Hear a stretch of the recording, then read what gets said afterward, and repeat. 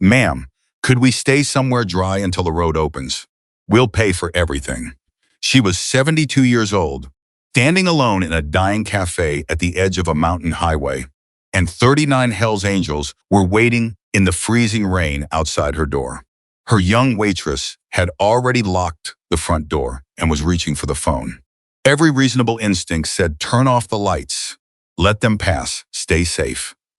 Margaret Callahan looked through the glass at a man with a gray blonde beard and soaked leather vest, and she unlocked the door anyway. If this is your first time finding this channel, welcome. Hit that subscribe button right now. We'll follow the story all the way to the end. Drop a comment below and tell me what city you're watching from. I want to see how far Maggie's story travels. The sign above the door had read Callahan's Roadhouse for 38 years, and on most November nights, nobody came through it after 8 o'clock. The mountain highway outside Boone, North Carolina, had been losing traffic for years. The interstate pulled drivers away like a slow tide, and what was left behind was a stretch of two-lane road where the white lines had faded and the guardrails rusted, and the only light for 7 miles was the amber glow coming through Maggie Callahan's windows. She had been married to Patrick Callahan for 41 years before his heart gave out on a Tuesday morning in early March, and in the 9 years since, she had done what Patrick would have expected her to do. She got up every morning before 5. She started the coffee.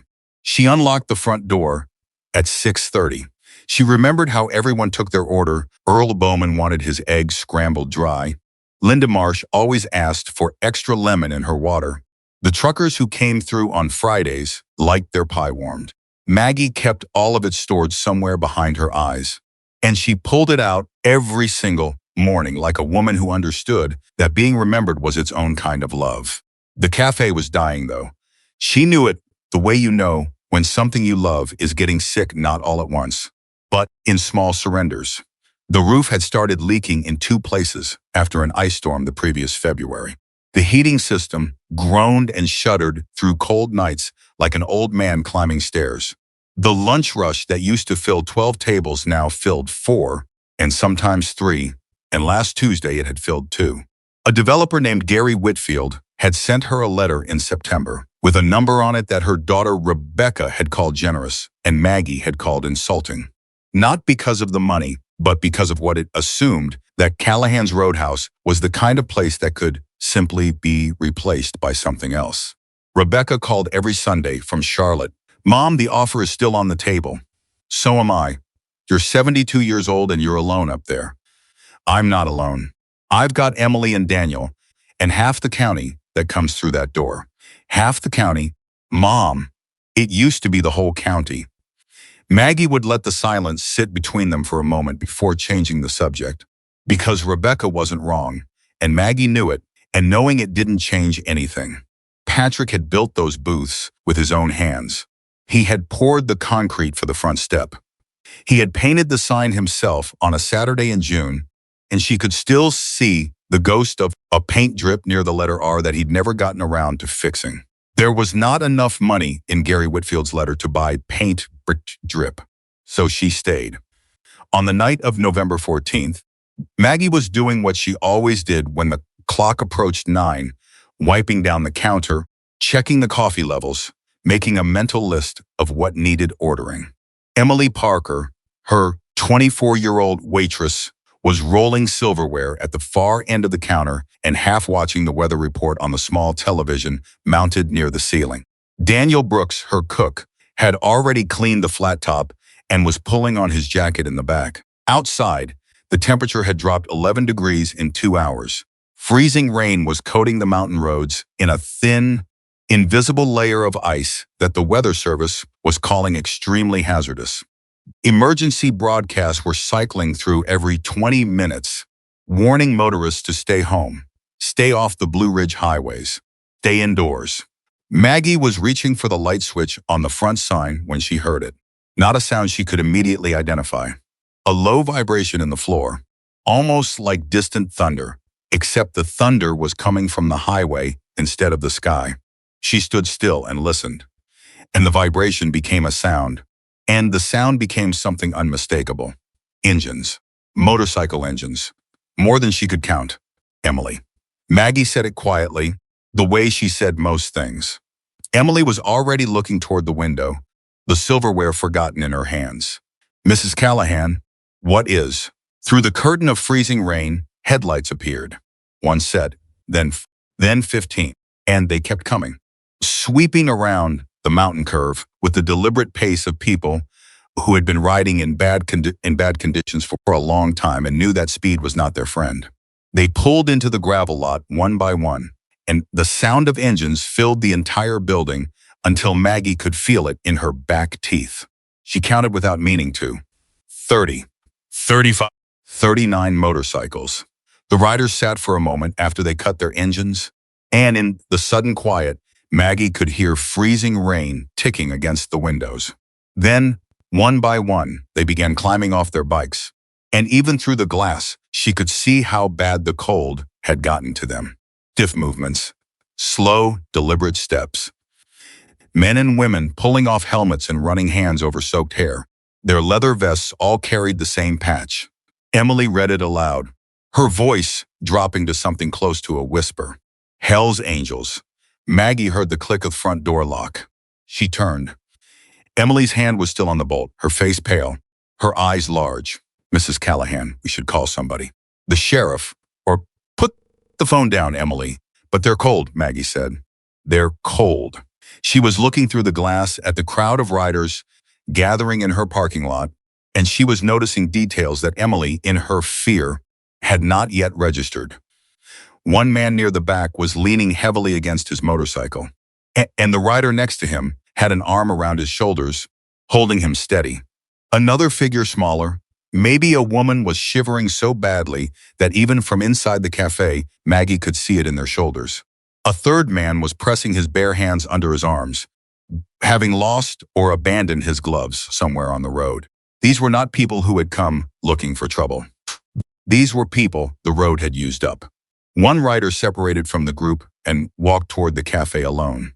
Maggie watched him cross the parking lot, a big man, maybe 6'2", with a gray blonde beard soaked dark with rain, his leather vest so wet it had gone stiff, his boots leaving wet prints on the concrete.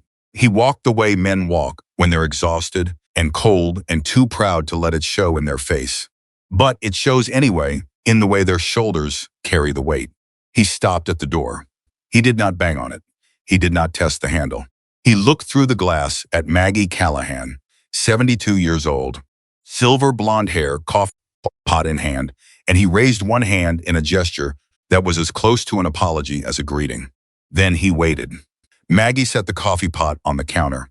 She walked to the door. She turned the bolt. The door swung open and the cold came in with him, that particular sharp cold that clings to people who've been in it too long, and he stood in the doorway and looked at her, with eyes the color of winter sky, and he said, "Ma'am, could we stay somewhere dry until the road opens? We'll pay for everything." She studied him for 3 full seconds. "Anybody who can still say please in weather like this can come inside," she said. "How many?" 38 more. "Then go get them." He looked at her as if he wasn't certain he'd heard correctly. "All 38, he said. "Is there a 39th one I missed?" Something shifted in his face. Not quite a smile. Something quieter than a smile, and she thought it might have been the particular expression a person makes when they've been braced for a door to close and it opens instead. "Raymond Mercer," he said. "People call me Hawk. Margaret Callahan. People call me Maggie. Go get your people inside before that ankle gives out on Travis over there." Hawk turned and looked back at the rider he'd been watching, the one leaning against the motorcycle. Then he turned back to Maggie with an expression she would have been hard-pressed to describe, somewhere between surprise and something that looked a great deal like relief. He went back for his people. What happened in the next 20 minutes was not what Emily Parker had been afraid of, and it was not what Emily Parker had expected. And by the time she understood what she was actually witnessing, her fear had begun curdling into something that felt more like embarrassment.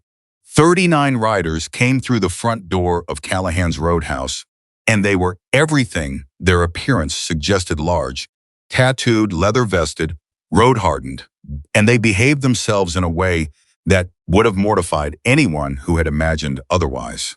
They wiped their boots on the mat at the door, every single one of them. Not because Maggie asked, not because there was a sign, because they had been raised somewhere by someone who taught them that you wipe your boots when you come inside.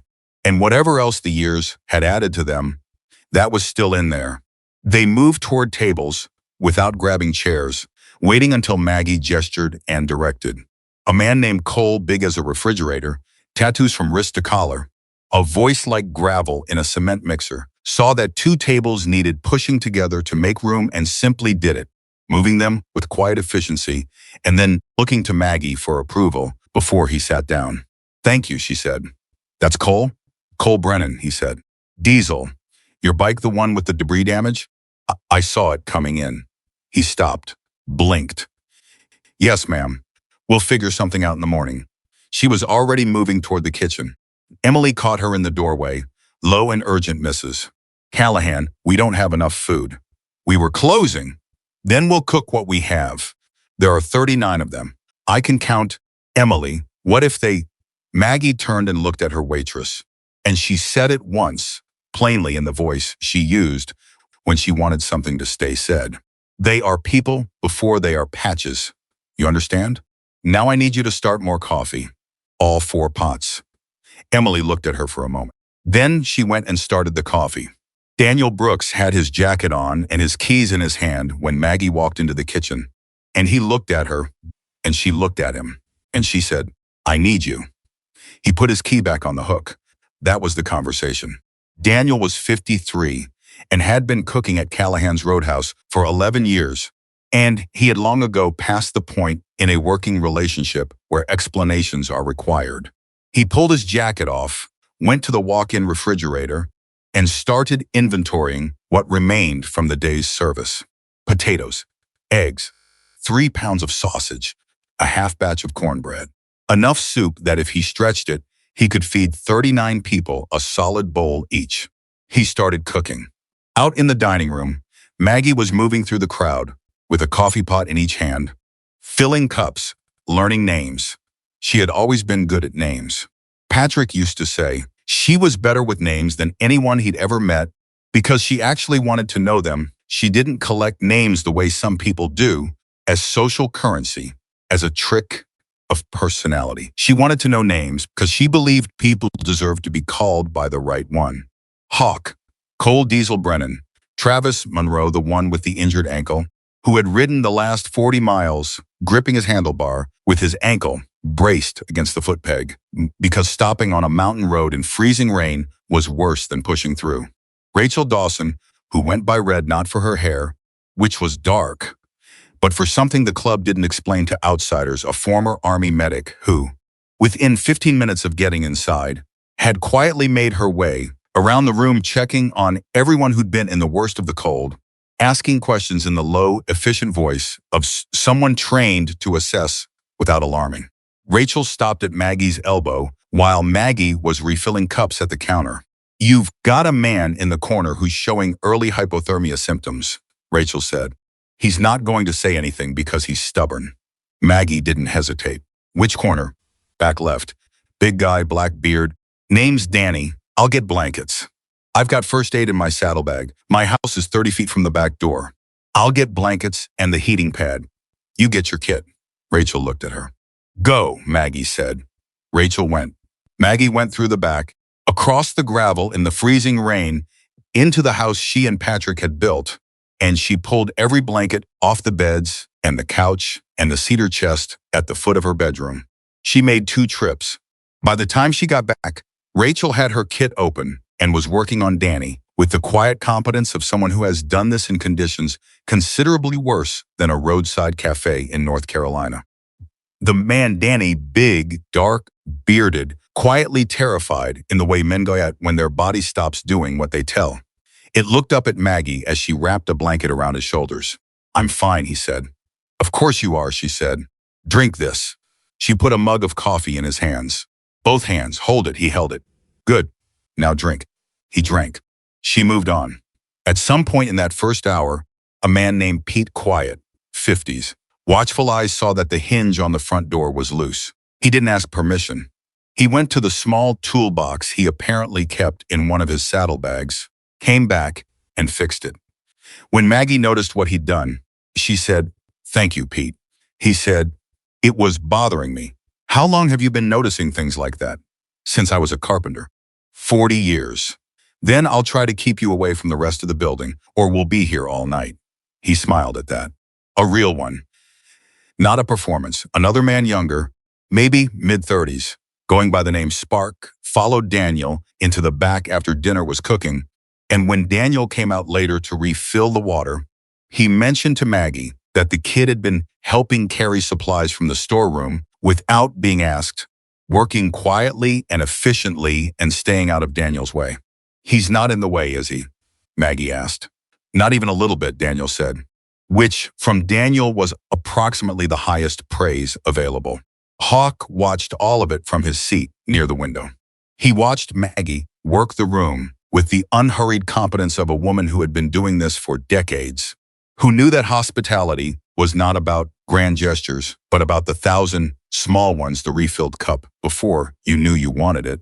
The name used correctly, the look that told you someone actually saw you sitting there. He got up and found her at the counter. "Let me ask you something," he said. "Ask." "Why'd you open the door?" She considered the question seriously, the way she considered things she actually wanted to answer correctly. "Because you asked right." "That's it?" "That's a lot." "Actually," she looked at him. "Some people knock and demand. Some people knock and threaten. You knocked and asked. In 39 years of running this place, I've learned something about the difference.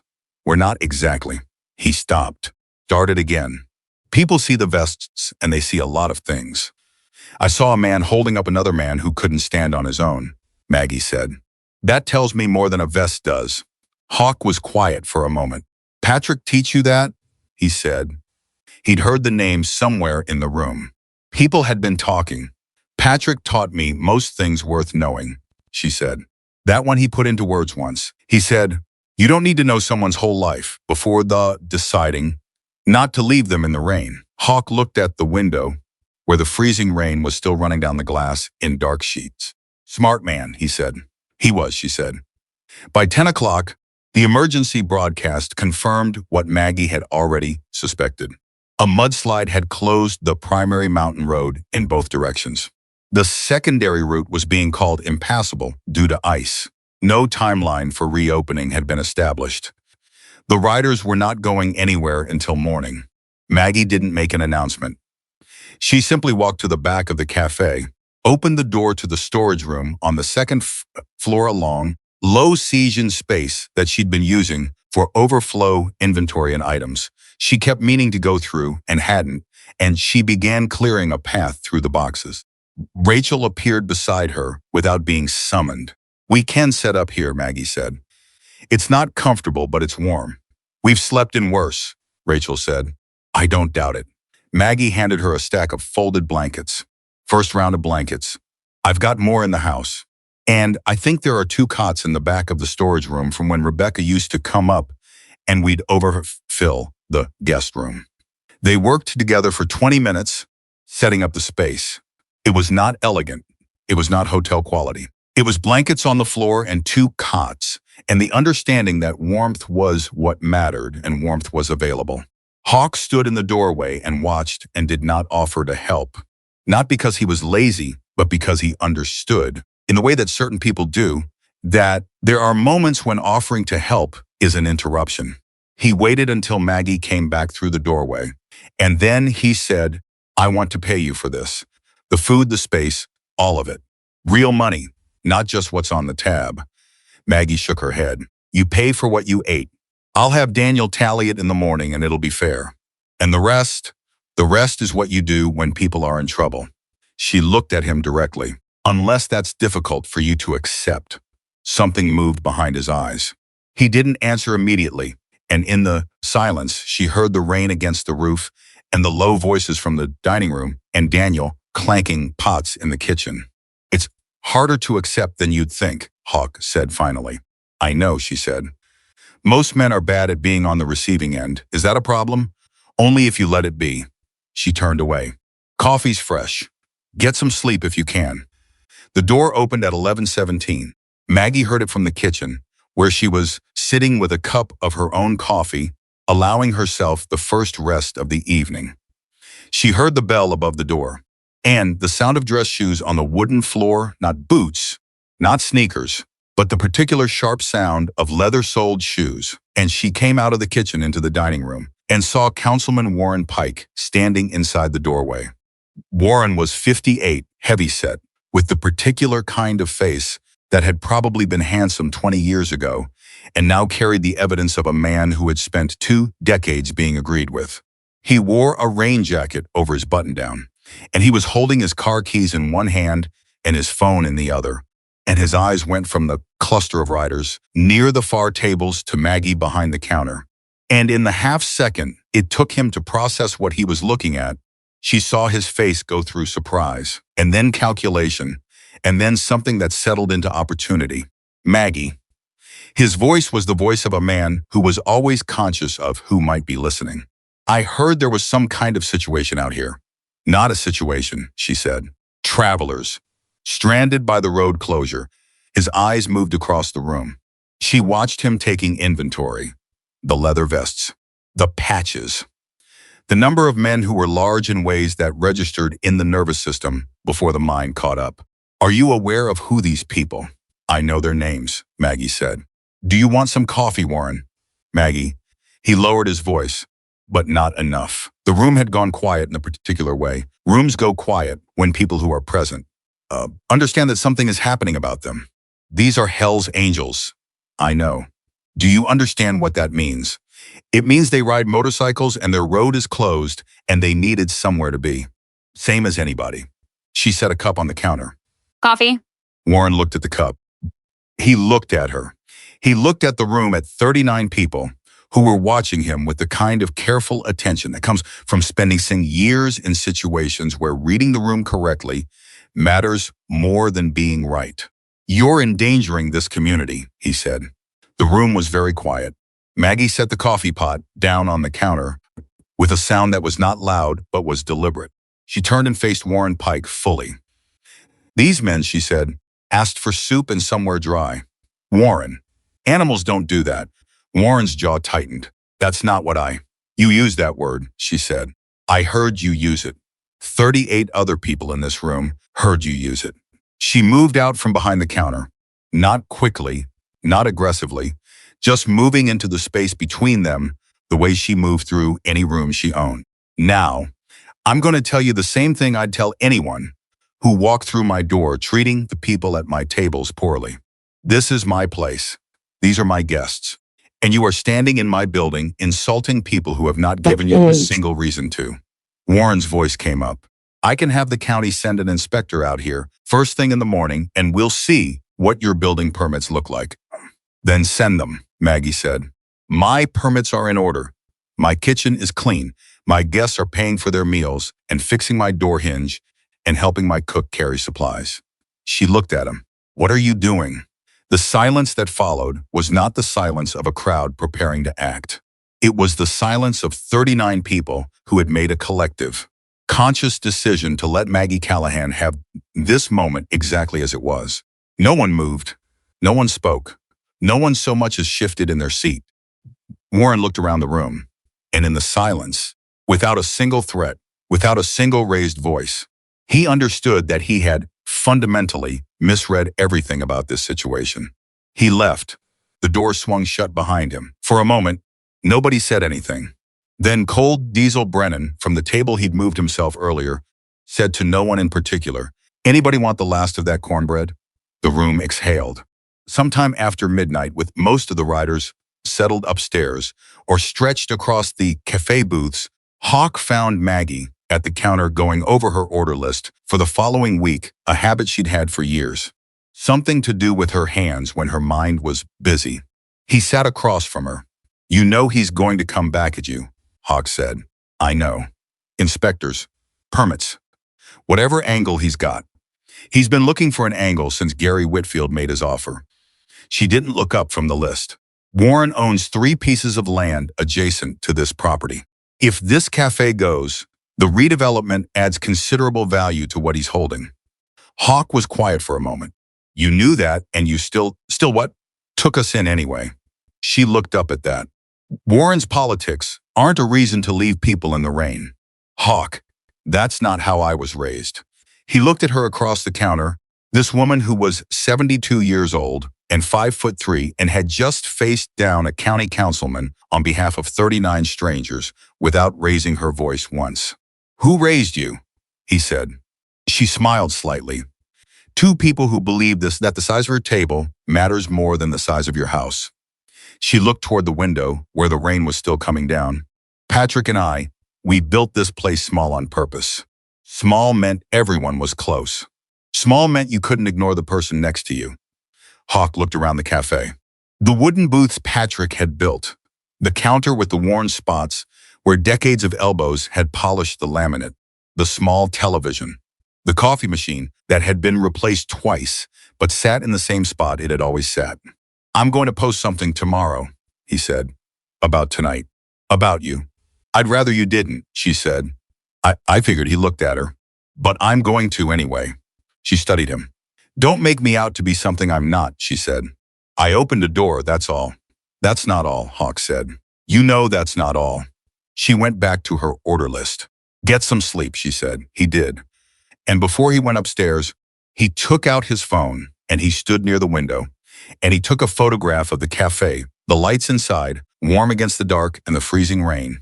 39 motorcycles sit in the lot like the remnants of a storm. The Callahan's Roadhouse sign above the door slightly crooked because Patrick had hung it himself on a Saturday in June and never quite gotten the left side level. He wrote 8 sentences. He posted it. He didn't ask for money. He didn't call for retaliation. He wrote the truth of what had happened, and he ended it with a sentence that would be read by morning by thousands of people in 11 states. If you're ever near Boone, North Carolina, eat at Maggie Callahan's table. She remembered we were human before she knew our names. Then he went upstairs. Maggie sat alone at her counter for a few more minutes. The order list in front of her, the rain outside, the building around her, full for the first time in longer than she could comfortably remember. She thought about Patrick. She thought about the paint drip near the letter R on the sign outside that he'd never gotten around to fixing. She thought about what it would feel like to walk away from this place, from these booths, this counter, this particular patch of mountain highway, and sell it to someone who would tear it down and put something clean and new in its place. Something that would have no paint drips anywhere, no worn spots on the counter, no ghost of every person who had ever sat here and been called by their right name. She couldn't do it. She'd known it every time Rebecca called. She'd known it every time Gary Whitfield's letter sat on the counter and she turned it faced so she didn't have to look at the number. She just hadn't known until tonight whether her stubbornness was strength or just grief keeping her in place. 39 strangers sleeping upstairs told her something. She put the order list away. She turned off the counter lights. She went home. The morning came in gray and bitter, the kind of cold that settled into a building's bones overnight and takes hours to chase back out. Maggie was already behind the counter when the first riders came downstairs, and the coffee was already hot, and she had already made her decisions about breakfast before any of them were awake to ask. That was how she worked. That had always been how she worked. She had gotten up at 4:45, crossed the gravel in the dark, unlocked the cafe, and started cooking. Not because 39 guests obligated her to, because it was what you did when people were sleeping in your building in November after a night on ice roads. You fed them before they could feel awkward about needing to be fed. Daniel arrived at 5:15, took one look at the stove situation, and wordlessly picked up a second apron.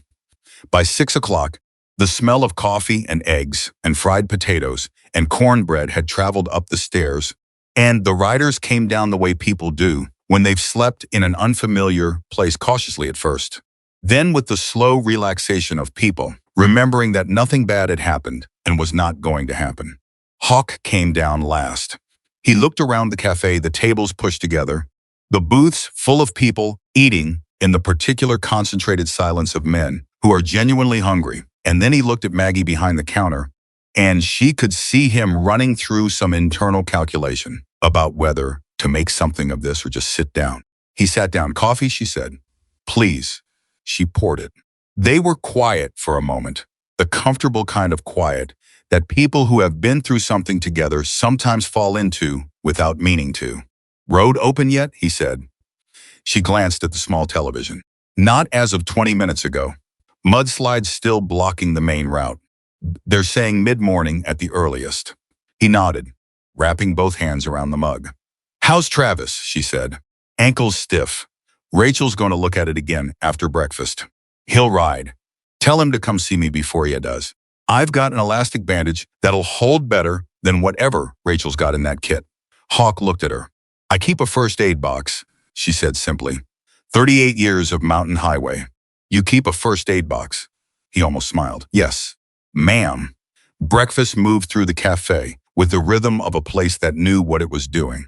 Emily arrived at 6:30, stopped dead in the doorway for approximately 4 seconds at the sight of 39 bikers eating at the tables she'd locked the door against the night before, and then walked to the counter, tied on her apron, picked up a coffee pot, and got to work. She didn't say anything about the night before.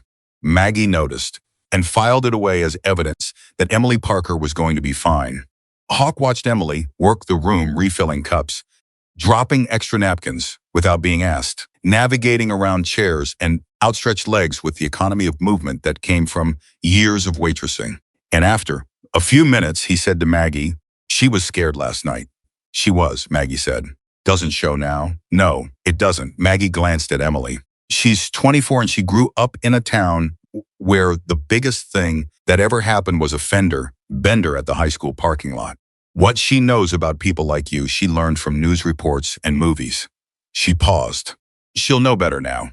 Because of us, because of herself. She chose to put the phone down. Maggie met his eyes. That was her decision. Hawk was quiet. Cole Diesel Brennan, from 2 stools down, had apparently been half listening. Without turning his head, he said, the cornbread is incredible. By the way, Daniel's recipe, Maggie said. He's been making it the same way for 11 years.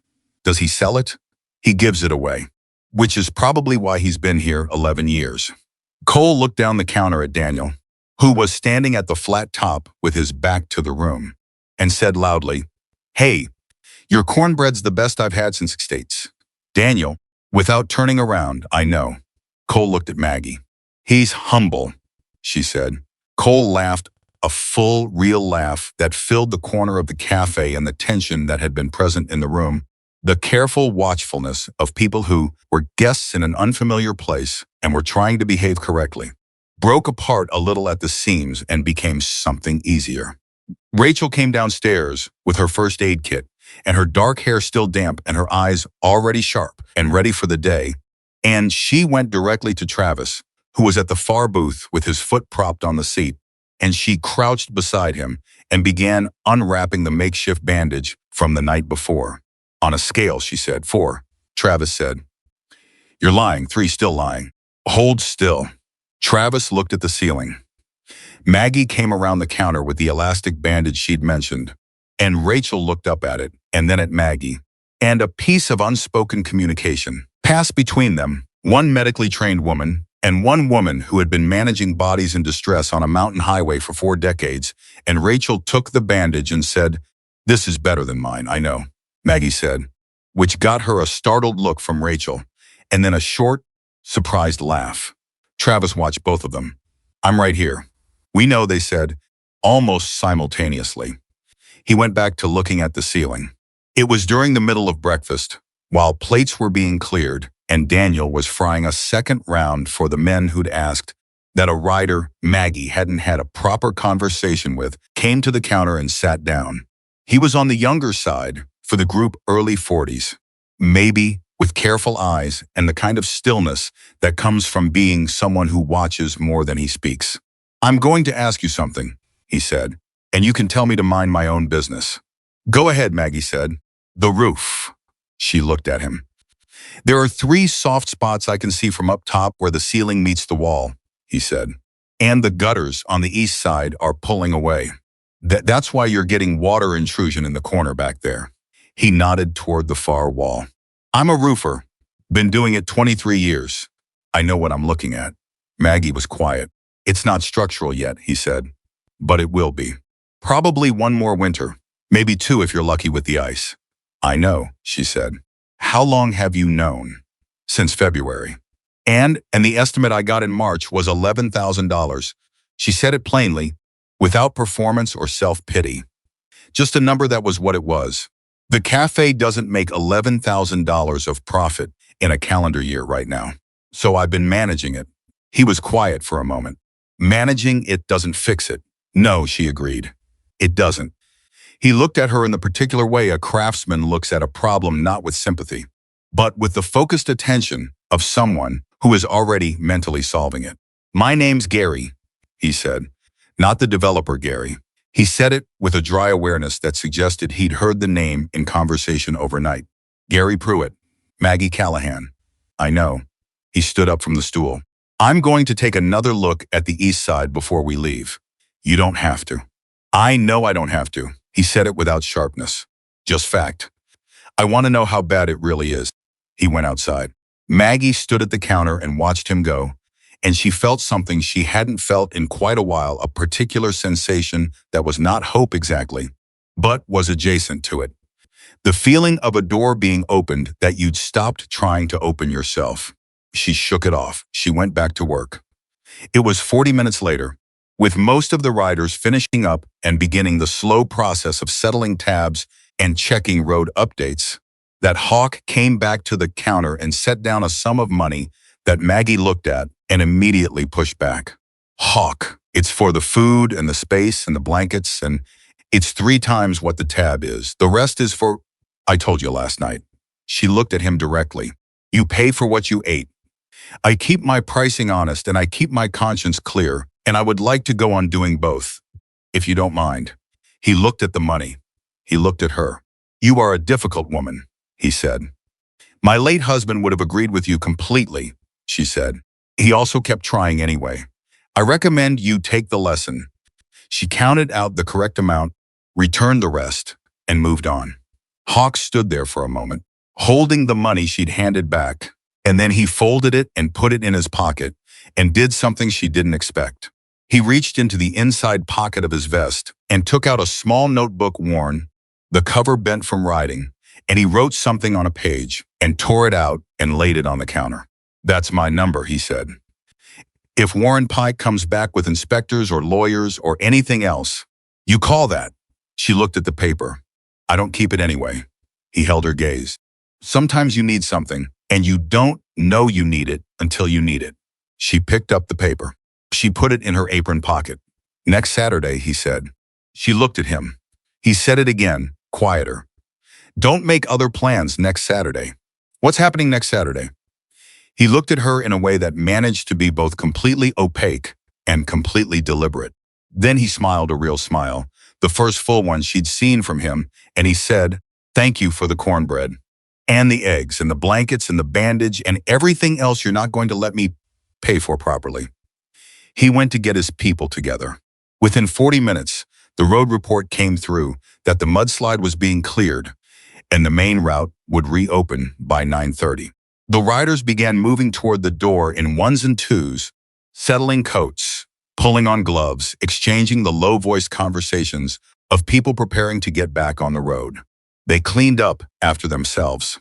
That was the part that Emily brought up later, to Maggie, in the way people bring up things they want to make sure they've understood correctly. They cleared their plates to the counter. They stacked the blankets from upstairs. One of them, she thought, it was the quiet man who'd fixed the door hinge, swept the floor in the storage room before coming down, and another had straightened the chairs and pushed the tables back to where they'd found them. They cleaned up after themselves, Emily said. Yes, Maggie said. Emily thought about that. I expected. She stopped. I know what you expected, Maggie said. What did you get? Emily looked toward the door, where the last of the riders were heading out into the cold morning air. People. That's right. Emily was quiet for a moment, and Maggie let her be quiet.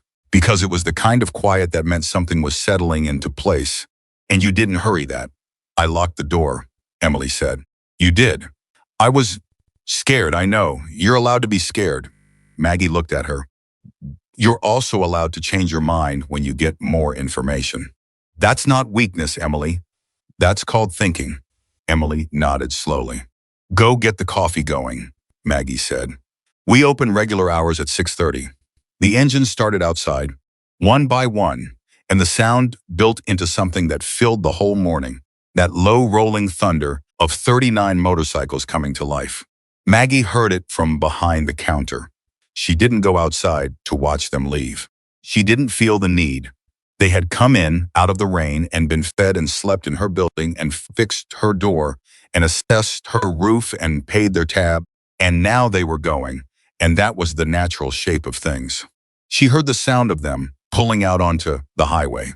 The engines rising and then fading around the mountain curve, and then the morning was quiet again. Daniel came to stand at the pass-through window. Good group, he said. Yes, she said. Spark, Daniel said. The kid who helped in the storeroom. He told me he started cooking when he was 8 because his mom worked nights and somebody had to feed his brothers. He paused. I gave him the cornbread recipe. Maggie looked at him. He asked nice, Daniel said, and went back to his kitchen. She was still smiling about that when the cafe phone rang. She answered. It was Rebecca. Mom, I saw in the county emergency alerts that the road closed up there last night. Are you okay? I'm fine. Were you stuck by yourself? No, Maggie said. I had company. A pause. What kind of company? The good kind.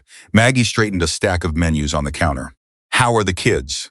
She steered Rebecca away from the details, which was easier than it should have been, partly because Rebecca didn't push, and partly because Maggie was not yet sure how to explain what the night had been. She knew how it sounded from the outside. She knew what Rebecca's face would do. After she hung up, she stood at the counter with her own coffee and thought about what Hawk had said. Next Saturday, don't make other plans. She assumed he meant a few of them. 5, maybe. 10 if he felt strongly about it. She'd seen the gestures before, the returned gratitude, the people who'd been helped by a kindness and wanted to bring something back. She appreciated it. She'd make extra coffee. But she had no real framework for what was already in motion. Because Hawk's post had gone out before 6 that morning. It was still going. She had no way to know it yet. Because she didn't have social media and had never wanted it. But the photograph he'd taken of Callahan's roadhouse glowing against the storm was moving through the motorcycle community with the speed of something that had been waiting to be said. Not because it was sensational, not because it was spectacular, but because it was specific and true. And the people who read it recognized it: the cold road, the unexpected door, the woman who'd asked for a name before asking for anything else. He'd written 8 sentences. By 10 o'clock that morning, 42,000 people had read them. By noon, the number was climbing towards 6 figures. Maggie knew none of this. She opened the cafe at its regular time. Earl Bowman came in at 7 and got his scrambled eggs dry. Linda Marsh got her extra lemon. 2 truckers came through at 8 and had pie and coffee. A young couple came in from the highway at 9.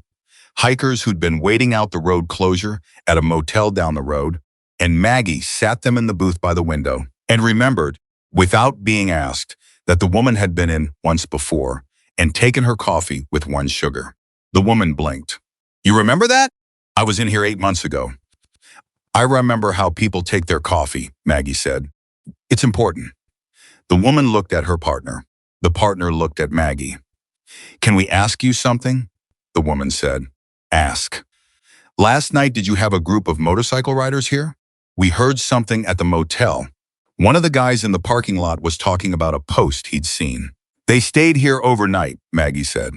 Road was closed. It made sense. Were they? The woman hesitated. Were they okay? They were fine, Maggie said.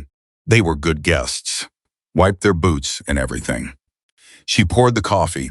One of them makes excellent cornbread, as it turns out. The couple exchanged a look. Is it okay if I share your cafe's name? The woman said. I want to post about it. We're travel bloggers. Maggie looked at her. The cafe name's on the sign, she said. That afternoon, Warren Pike came back. Not with inspectors, not yet. He came alone, which surprised her. And he came in during the quiet between lunch and dinner. Half the cafe had 3 people in it and nobody was likely to witness anything. He sat at the counter. He didn't speak for a moment. He looked at his hands. Maggie poured him coffee without being asked, because she poured everyone coffee, even the people who irritated her. I want to say something, Warren said. She waited. I used a word last night that I shouldn't have used. You did, she said. I want to explain, Warren. She looked at him. There's no good explanation for that word in that context. I'm not saying that to punish you. I'm saying it because you know it yourself. He was quiet. The question, she said, is what you do with knowing it. He wrapped his hands around the coffee mug. He was a man who looked, in this moment, somewhat smaller than he usually looked. Not diminished, just more accurately sized. The space that confidence and position had been filling was a little emptier than usual. I still think you should consider the offer, he said. Whitfield's offer. It's a good number, Maggie. It's a good number for the land, she said. It's not a number for the cafe. Those aren't the same thing. The cafe, he stopped himself. The cafe is dying, she said, finishing it for him. I know. I'm not confused about my situation, Warren. I'm just not willing to let somebody else decide what it means. He looked at her. I have $11,000 of roof repairs that I can't afford and a heating system that's held together by hope and Daniel's mechanical intuition, she said. I know all of that. And I still got up this morning at 4:45 and started the coffee, same as I've done for 38 years. Because when this place was full last night, in the middle of a November storm, with 39 people who had nowhere else to go, it was full, in the way Patrick always meant it to be full. She looked at him steadily. I'm not giving that away for a number on a letter. Warren was quiet for a long moment. When he left without saying anything further, and Maggie couldn't read what he was thinking, which bothered her more than she admitted to herself. Warren had always been predictable, which made him manageable. This version of him, quieter, less certain, was a variable she didn't have a formula for. She didn't have time to think about it long, because at 3:15, her cafe phone rang, and it was a woman named Sandra who introduced herself as the owner of a diner in Asheville, who said she'd seen something about Callahan's Roadhouse on a motorcycle forum online, and she wanted to know if Maggie needed anything. I appreciate the thought, Maggie said. Puzzled. What forum? Sandra explained about Hawk's Post. Maggie was quiet. 42,000 people, Sandra said, as of this morning. It's probably higher by now. Maggie sat down on the stool behind the counter. I wasn't looking for attention, she said. I know, Sandra said. That's why people are giving it to you. A pause. Do you need anything, supplies, help? I'm fine, Maggie said. But something was turning over in her chest that she didn't have a word for yet. Not fame, not pride. Something quieter and more complicated, the sensation of a private act becoming visible, and not knowing yet whether that changed what the act had been. After she hung up, she sat for a few more minutes in the quiet of the late afternoon. The cafe empty for once, the mountain light coming through the west windows at its low winter angle. She thought about Patrick. She thought about next Saturday. She thought about Gary Pruitt, the roofer, who had gone outside before leaving to look at the East Gutter situation, and who had come back in and left a number on a napkin and said, "Call me before you call anyone else," in the tone of a man who had already made a decision. She thought about Travis Monroe, who had ridden 40 miles on an injured ankle because stopping on a mountain road on an ice storm was worse than enduring it. She thought about the word Hawk had used, coming down the stairs this morning. He'd said, "You brought them." She'd assumed he meant last night. She'd assumed he meant the 39 riders who had come out of the rain.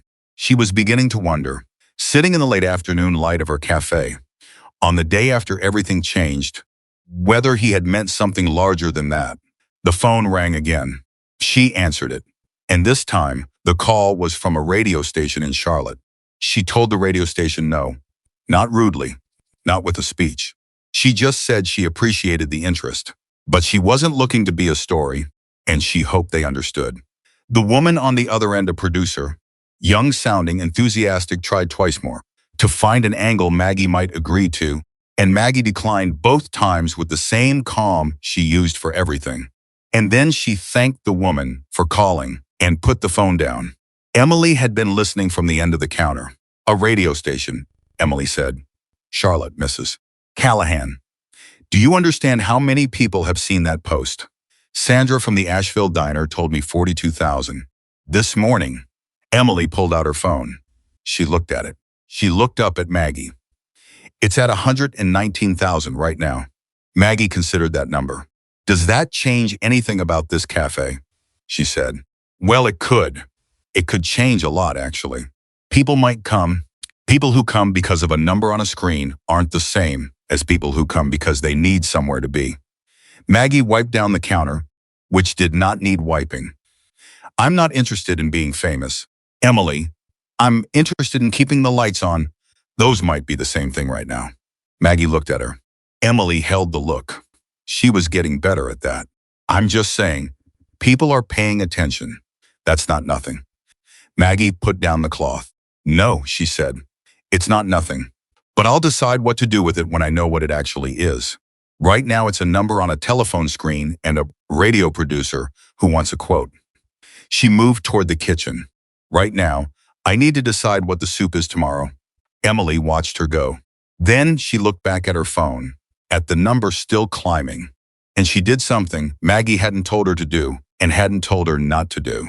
She typed a short reply in the comments of Hawk's post, just the cafe's name, the address, the hours, and she's still here. She's still open. Come if you're close. Then she put her phone away and went back to rolling silverware. The week that followed was not what Maggie expected, and she had learned, over 72 years, to be careful about expectations. Tuesday brought 3 tables. She didn't recognize couples from out of town who had driven up from Hickory and Lenoir. People who mentioned the post, people who looked around the cafe with the particular expression of visitors trying to reconcile what they'd imagined with what they found. What they found was a roadside cafe that looked exactly like what it was, a little worn, a little weathered, with booths Patrick had built and a counter that had been wiped down 1,000 times and a coffee machine that had been replaced twice but sat in the same spot. They seemed, most of them, to approve.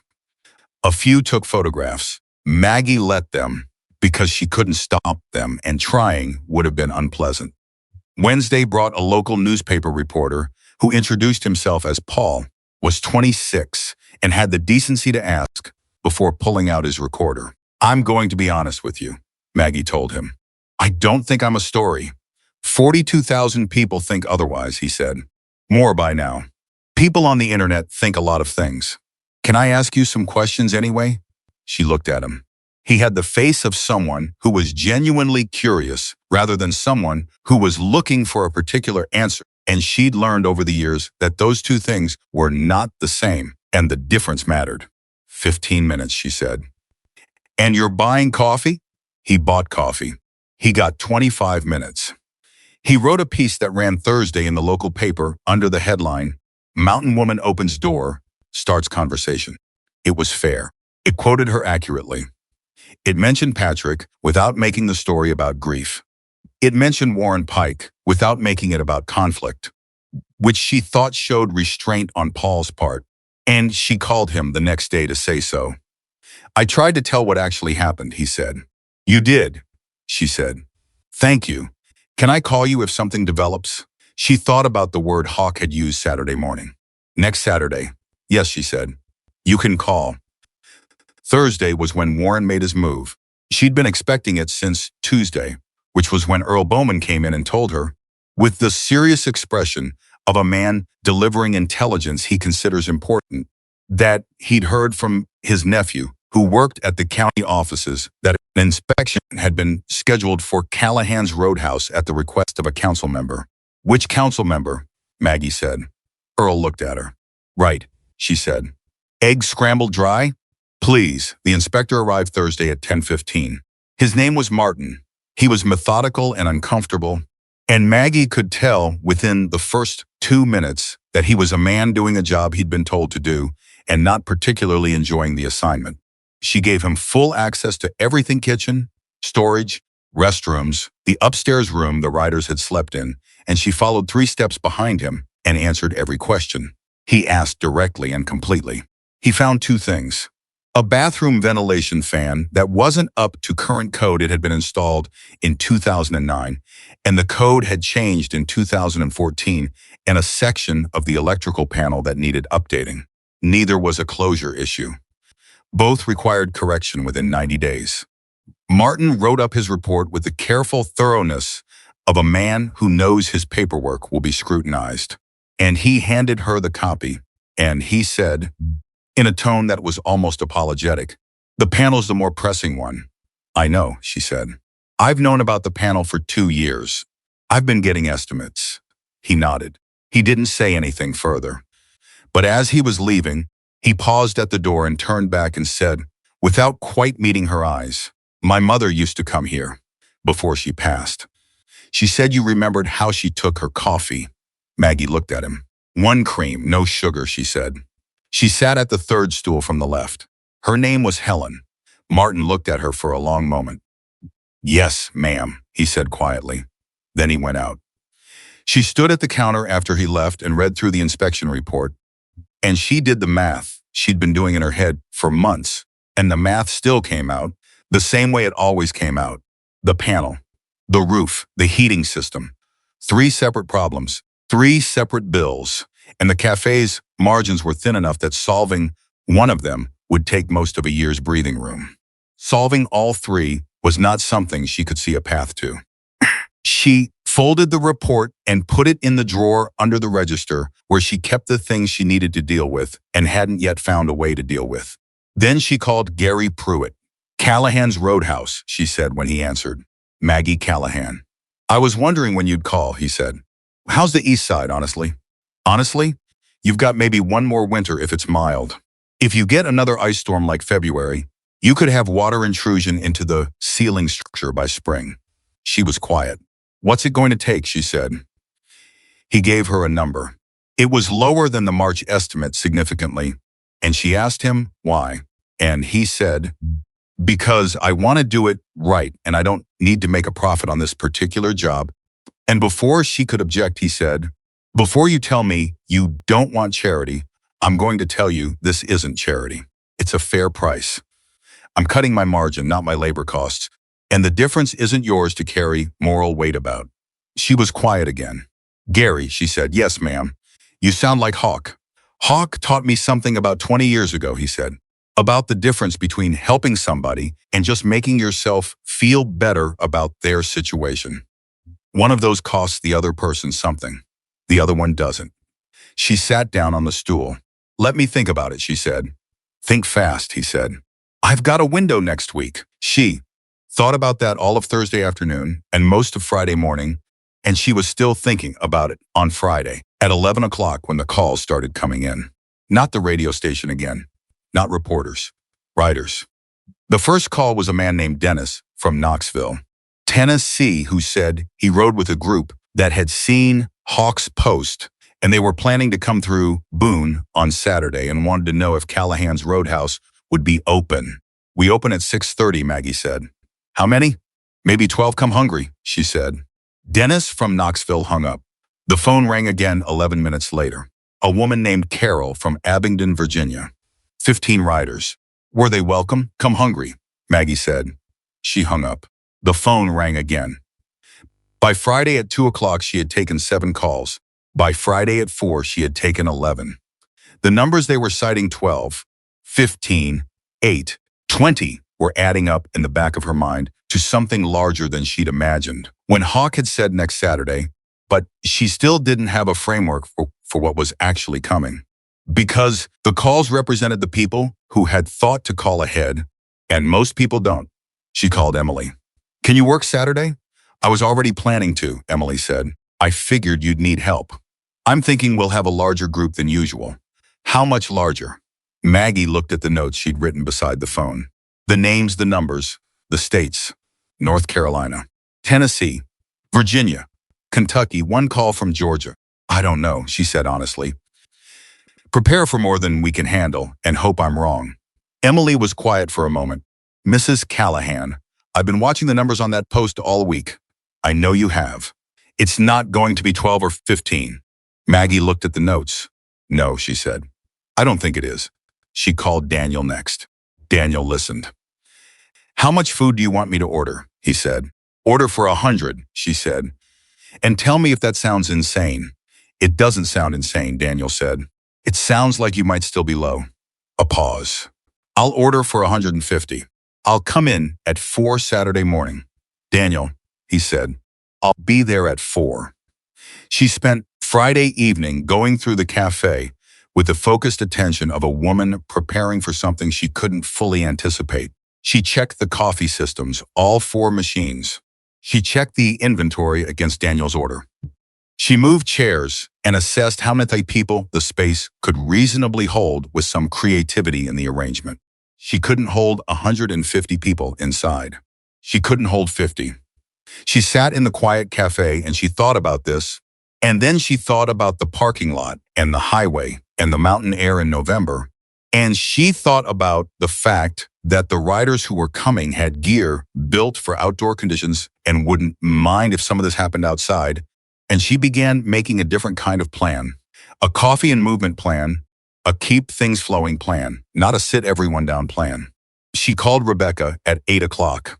Rebecca answered on the second ring. Mom, are you okay? I've been meaning to call all week. I saw something on Facebook about the cafe, and I wasn't sure if... I'm fine, Maggie said. I need to ask you something. What? Do you still have the 2 large folding tables from when the kids were in school? Silence. The ones in the garage? Yes. Why? Can you bring them Saturday? More silence. Mom, what's happening Saturday? Maggie told her. Rebecca was quiet for so long that Maggie checked to see if the call had dropped. How many riders? Rebecca said. I don't know for certain. More than I can seat. Mom. Rebecca's voice had the careful quality of someone choosing words deliberately. Do you think this is safe? I think, Maggie said, that the 39 who stayed here Tuesday night wiped their boots and helped Daniel carry supplies and fixed my door hinge and swept the storage room before they left. So yes, Rebecca, I think it's safe. Another long pause. I'll bring the tables, Rebecca said. Thank you. I'm coming up Friday night. Maggie hadn't asked for that, but she said the guest room's made up. Rebecca arrived at 9:15 Friday night, and the first thing she did was walk through the cafe the way she always walked through it, looking at everything with the particular combination of love and anxiety that children of aging parents learn, checking for the things that might indicate a problem. She noticed the drip in the corner. She noticed the gutter she could see through the window. She noticed the specific quality of the lighting near the panel box. She didn't say any of it. What she said was, the booth cushions are in good shape. Daniel reupholstered them last spring, Maggie said. Took him 2 weekends. Rebecca ran her hand along the cushion. He did a good job. He does most things well when he puts his mind to it. They sat at the counter and drank tea and didn't talk about selling, and didn't talk about the offer, and didn't talk about the inspection report that Maggie had not mentioned and Rebecca had not asked about. They talked about Rebecca's kids and a trip Rebecca's husband was taking for work, and the particular difficulties of November in Charlotte, where it got cold but not cold enough to feel intentional. At some point, Rebecca said, "What do you need me to do tomorrow?" Maggie looked at her daughter. This woman who had grown up in these booths and knew the coffee machine's particular quirks and had spent the last 3 years trying to love her mother into a decision that would make life easier but would take something irreplaceable. And she felt a rush of feeling that she'd gotten good over the years at not crying in front of people. Help Emily with the tables, she said. Keep the coffee moving. Tell people where to park. Tell people where to park, Rebecca repeated. There's going to be a parking situation. Mom, Rebecca's voice shifted. How many people are we talking about? I honestly don't know, Maggie said. And then, because Rebecca deserved the truth, a lot. Saturday arrived cold and clear, with a sky the particular deep blue that only appears after several days of storm weather have scrubbed all the haze out of the atmosphere. Maggie was at the cafe by 4:30. Daniel was already there, had been there since 4, and the smell of coffee and cornbread was already working its way through the building. Emily arrived at 5 with 2 friends from town she'd recruited without being asked, explaining to Maggie only that they were good workers who'd been told what the day was about and were willing. Rebecca arrived from the house at 5:45 with both folding tables and an expression on her face that said she had not slept especially well. By 6, they were as ready as they were going to be. At 6:15, Maggie went and stood outside for a moment. The highway was empty. The mountain was quiet. The morning was cold and still, and the light was just starting to soften the edge of the ridge. She stood there and thought about Patrick. She thought about the sign above the door with the paint drip near the letter R. She thought about the morning she'd opened the cafe for the first time, 38 years ago, and how Patrick had stood where she was standing now and said, "Anybody who needs a place to land is going to know about this one." And she had believed him then, and she had spent 38 years making it true. She went back inside. At 9:23, Emily came through the back door from the parking lot where she'd gone to check on something, and she stopped in the kitchen doorway, and she said, "Mrs. Callahan."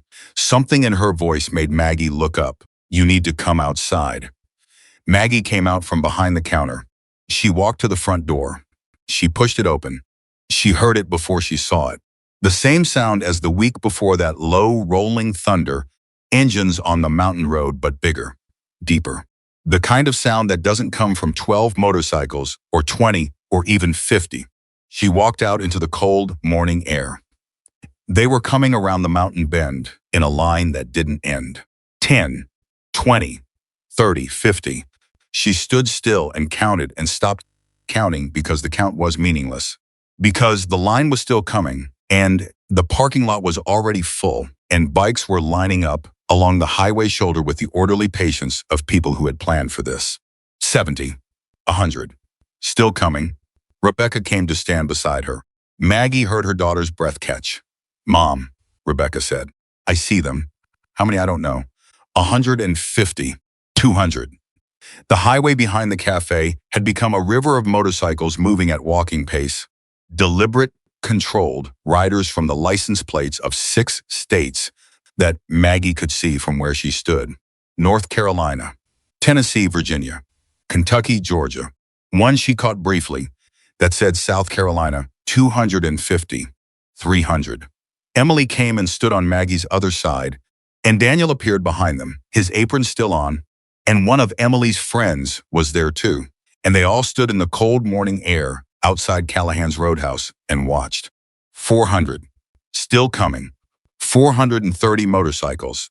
And then Hawk was there, walking toward her through the crowd, through the rows of bikes and riders who were climbing off and stretching and looking around, looking at the cafe, looking at the mountain, looking at the sign, and he walked up to Maggie Callahan and stopped. She looked up at him. "You brought 430 people to my breakfast counter," she said. "No, ma'am," he said. He turned and gestured at the hundreds of riders arranging themselves in her lot, along her highway, in the mountain morning. "You brought them," he said. "I just told them where you were." She looked at the crowd. 430 people who had ridden from 6 states on a Saturday morning in November, some of them for hours, some of them since before dawn. And they were not standing around waiting to be served or making demands or asserting their presence in any way that was frightening or aggressive. They were looking at a leaking roof. They were looking at a sagging gutter. They were looking at the worn parking lot surface and the weathered exterior of the building and the sign with the paint drip near the letter R. And they were looking at all of it the way Gary Pruitt, the roofer, had looked at the East Side, not with sympathy, but with the focused attention of people who had already made a decision about what they were going to do. Hawk reached into his vest and took out a folded piece of paper and handed it to Maggie. She unfolded it. Names, skills, materials, roofers, electricians, a plumber, 2 carpenters, a contractor who had apparently gotten a supplier to agree to materials at cost, a man from Tennessee who had driven up with a truck bed full of lumber, a woman from Virginia who owned a hardware store and had brought supplies. Maggie looked at the list. She looked at Hawk. They came to fix it, she said. It wasn't quite a question. They came to eat your cooking, he said, and then they're going to fix it, if you'll let them. She stood there for a moment with the list in her hands and the crowd of riders in front of her and the cafe at her back, and she felt the thing she had almost felt on Thursday afternoon. Sitting with the inspection report in the drawer and the math that never came out, right, the feeling of a wall she'd been leaning against alone for a very long time beginning. Without warning, to lean back. She pressed her lips together. I'll let them, she said. Good. Hawk turned to the crowd and raised his voice, not shouting, but projecting with the ease of a man who had spent years making himself heard over engines. Coffee's on. We eat first, then we work. 430 people moved toward Callahan's Roadhouse. Maggie turned to Rebecca, who was standing with both hands over her mouth, her eyes very bright. Maggie said. Rebecca nodded. She went. And then Warren Pike pulled into the parking lot. He had not been invited. He had not been told. He had come because Paul, the reporter, had called him for a comment on the gathering, the same Paul who had interviewed Maggie Thursday, who had apparently been tracking the story, and Warren had driven up to see it for himself, the way men like Warren do, because they cannot quite believe something is real until they see it with their own eyes. He parked his car and got out. He stood at the edge of the lot and looked at 430 motorcycles and the people standing among them, and his face did several things in rapid succession. Shock, then the old instinct toward authority, then something slower, quieter, that might have been the beginning of understanding. Several riders near the lot's edge had seen him. The word moved through the crowd the way words do, quietly, efficiently, each person passing it to the next, and heads turned, not aggressively, not with threat, with the particular focused attention of people who know a name and are matching it to a face. Hawk saw it happening. He looked at Maggie. Maggie was already moving. She crossed the parking lot at a pace that left no room for anyone to intercept her, and she reached Warren before anyone else reached Warren. And she said, quietly, so only he could hear, if you're here to fight, leave.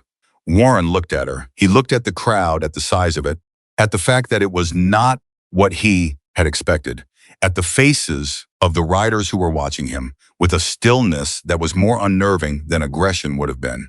He said, with a control that cost him something, I didn't come to fight. Then why? Because Paul called me and said. He stopped. He looked around again. His jaw tightened, then released. I wanted to see. You've seen, Maggie said. Maggie, he looked at her, and something in his face was different from any time she'd seen him before, not the Warren Pike who wanted the land, not the Warren Pike who'd stood in her cafe Tuesday night and called her guests animals, but something underneath both of those, something older and less certain. I said something I can't unsay. No, she agreed. You can't, I know that. She studied him. There are things in this lot, she said, that need doing. If you want to stand there and watch, that's your right. If you want to do something useful, she reached into her apron pocket. She produced a paintbrush. She'd found 3 of them in the storage room when she'd been prepping Thursday evening, left over from the last time the exterior had been painted, which was longer ago than it should have been. She held it out. Then quit talking and help. Warren looked at the paintbrush. He looked at her. He looked at the 430 people who were watching this moment with the collective attention of an audience that understood exactly what was happening.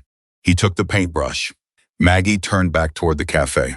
Behind her, she heard the sound of engines and voices and the particular organized noise of several hundred people beginning to work. She heard someone directing a roofing crew. She heard an electric drill start up somewhere above her. She heard Daniel through the pass-through window calling out orders. She heard Rebecca, who was laughing, actually laughing, the way Rebecca had laughed as a child at something one of the riders had said while helping her unfold the tables. She went inside. She picked up the coffee pot. She started working. The coffee pot was never empty that morning. Maggie made sure of it personally. moving between the four machines with the automatic efficiency of someone who has performed the same motions 10,000 times and has stopped being conscious of performing them.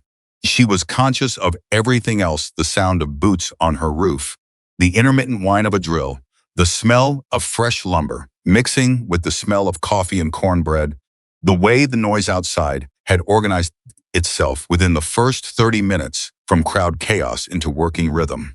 430 people did not descend into disorder. They sorted themselves. That was the thing that struck Maggie as she moved through the cafe, watching through the windows, catching glimpses through the open front door, the way the crowd had self-organized with the efficiency of people who are accustomed to operating as a unit. Hawk had something to do with it, and Gary Pruitt had something to do with it. But mostly, it seemed to come from the riders themselves, each person finding where they fit and moving there without being directed. The roofers went to the roof, 6 of them, Gary Pruitt leading, moving up there with a confidence that told you they'd assessed the job already and knew what they needed. The lumber from the Tennessee man's truck was being passed up in sections. Someone had thought to bring a harness setup. Someone else had thought to bring the right nails. The electricians found the panel box before Maggie pointed them to it. There were 3 of them, a woman named Brenda from Knoxville, who ran her own shop, and 2 men who worked under her, and Brenda had looked at the panel for approximately 45 seconds before saying to Maggie, "This is a 2-hour job, maybe 3. Do you want it done right or do you want it done fast?" "Right," Maggie said without hesitating. "Then leave us alone and keep the coffee coming." Maggie left her alone and kept the coffee coming. The carpenters had taken one look at the exterior siding on the north face, and one of them, a man named Hugh from Bristol, Virginia, who had the particular physical economy of someone who had been doing hard work for 40 years and had never learned to waste emotion, had walked back to a truck, opened the bed, and started pulling boards. He didn't ask permission. He assessed and he acted, because that was what the situation required, and he'd apparently decided that was what he was there for. Daniel was running his kitchen at a pace Maggie had never seen from him. Not frantic. Daniel was constitutionally incapable of frantic but fast and fluid, turning out plates with an assembly line efficiency that suggested he'd made peace with the scale of the morning and was simply working within it. Emily's 2 friends had integrated into the service operation with surprising smoothness, one running food and the other managing the exterior tables Rebecca had set up, where riders who couldn't fit inside were eating standing up or sitting on the hoods of trucks. Paul, the reporter, had arrived. Maggie had seen him pull up and get out with his camera and his notebook, and she'd made a decision about that in about 4 seconds. She would not interfere. This was real, and it was happening, and Paul had written fair, and she trusted him to keep doing it. She caught his eye across the lot and nodded once, and he nodded back, and that was the extent of their communication for the first 2 hours. Rebecca was in the middle of everything. That was the thing Maggie kept noticing. Every time she looked out through the windows or moved through the front door, Rebecca, her daughter, who drove up from Charlotte and begged her to sell, her daughter who worried and fretted and made careful arguments about practicality. And the future Rebecca was in the middle of the crowd of riders with the folding tables set up around her, managing the outdoor food service with a competence that told you she had her mother in her more than she'd ever wanted to admit. At one point, Maggie came outside with a tray of coffee and found Rebecca in conversation with a woman named Carol from Abingdon, the same Carol who had called Friday to ask if they were welcome, and the 2 of them were laughing together about something. Genuinely laughing, and Rebecca looked up and saw her mother, and something crossed her face that Maggie recognized. It was the expression of a person revising a belief they'd held for a long time. Rebecca looked at the crowd and looked at the cafe and looked at her mother, and she said, not quite to either of them, but in the general direction of the morning, "I think I owe you an apology.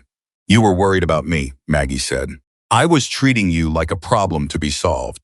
Rebecca said it flatly, with the particular honesty of a daughter who had thought about something for the last 6 hours and reached a conclusion she wasn't entirely comfortable with. That wasn't fair. No, Maggie said, but it came from the right place. Does it matter where it came from if it was wrong? Maggie handed her the tray. Take these out to the people by the trucks. Rebecca took the tray, but she was smiling when she went. The first major shift happened around 11 o'clock, and it came from an unexpected direction. People from town started showing up. Not riders, not the motorcycle community. Local people who'd seen Paul's paper, or heard from their neighbors, or driven by on the highway and stopped because 400 motorcycles on a mountain road is the kind of thing you can't quite drive past without knowing what it is. They stopped. They got out. They stood at the edge of the lot and looked at what was happening. And then some of them came closer. Earl Bowman arrived with his wife Janet, which Maggie had not expected, because Earl was 71 and had lived in Watauga County his entire life and was not, by his own repeated admission, a man who adapted easily to new situations. But Earl got out of his truck and walked up to Maggie and said, "What can I do?" "Earl," she said, genuinely surprised. "I'm not useful on a roof," he said, with the self-awareness of a man who has learned his limitations over 7 decades. "But I carried lumber in my younger days, and I don't imagine that's gotten harder to understand." She pointed him toward Hugh, who looked at Earl for 1 second and handed him the other end of a board without a word. They worked together the rest of the morning. The hardware store owner from town showed up. His name was Cliff, and he brought supplies he'd apparently loaded that morning without being asked: sandpaper, fasteners, exterior paint in the color that most closely matched what was on the building, which he'd brought 2 gallons of as a hedge. He handed the cans to whoever was working the siding without making a speech about it, which Maggie appreciated more than she could say. Teenagers started appearing. 3 of them at first, boys from the high school, who were friends with someone who had seen something on social media. And they stood around for about 10 minutes watching with the self-conscious wariness of somewhat participants who want to participate but don't know the protocol. Then, one of the riders, a man Maggie didn't know by name, from one of the Virginia groups, walked over and said something to them and handed the nearest one a piece of sandpaper and pointed at a section of siding.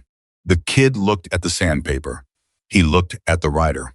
He started sanding. The other 2 watched for about 30 seconds, and then they went and found things to do. By noon, the lot had become something Maggie was having difficulty categorizing. It was not a party. It was not a work crew. It was somewhere between the 100 conversations happening in parallel, food moving through the space, tools being handed between people who didn't share a last name or a hometown or a lifestyle, and had apparently decided that didn't matter for the purpose of the morning.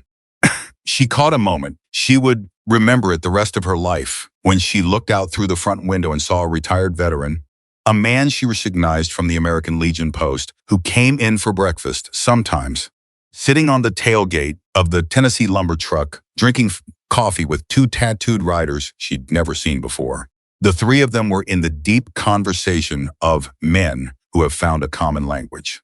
She couldn't hear them. She didn't need to. She went back to the coffee. Rachel had not ridden today. She'd driven a truck instead, which Maggie only learned later.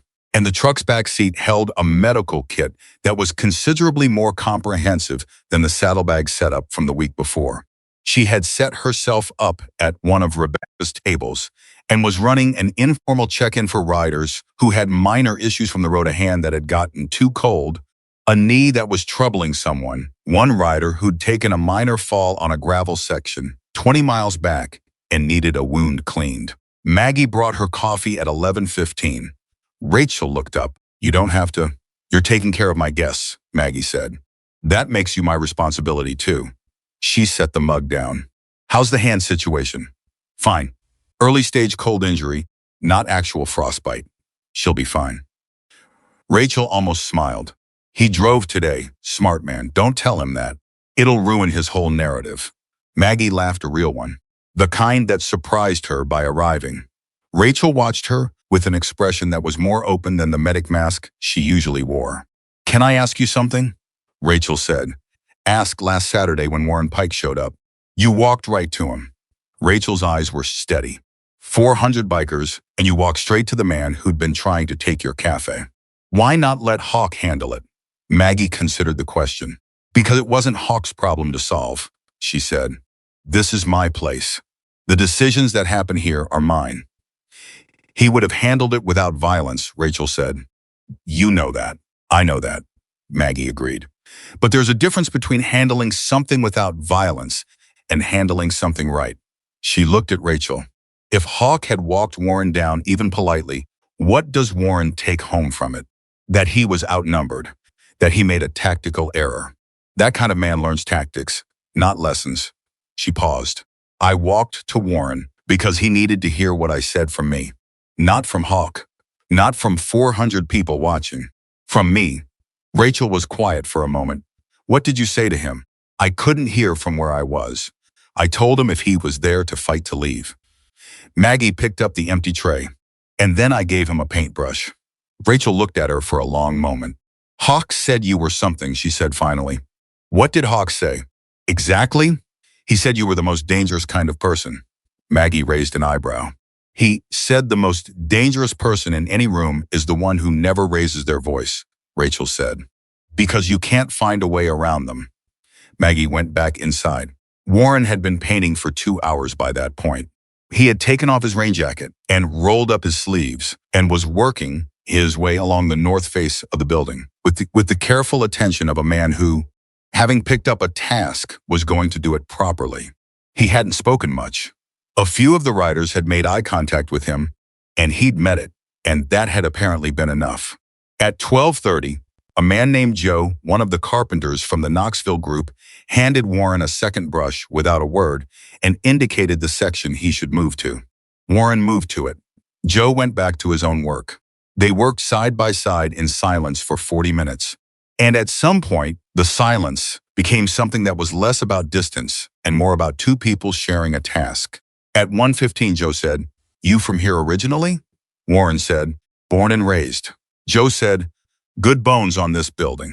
Warren looked at the wall he'd been painting. Patrick Callahan built it himself, poured the foundation, framed it, everything. Joe nodded slowly.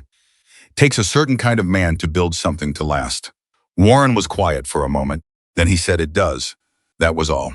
But Maggie, who had come outside to assess the exterior progress, heard it, and she filed it away in the place she kept things that mattered.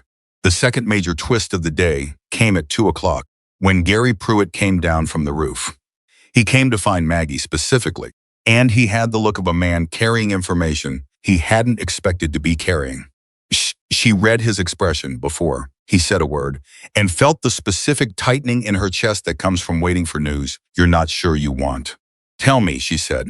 The roof's better than I thought, he said. The two soft spots are isolated, the rest of the substrate is sound.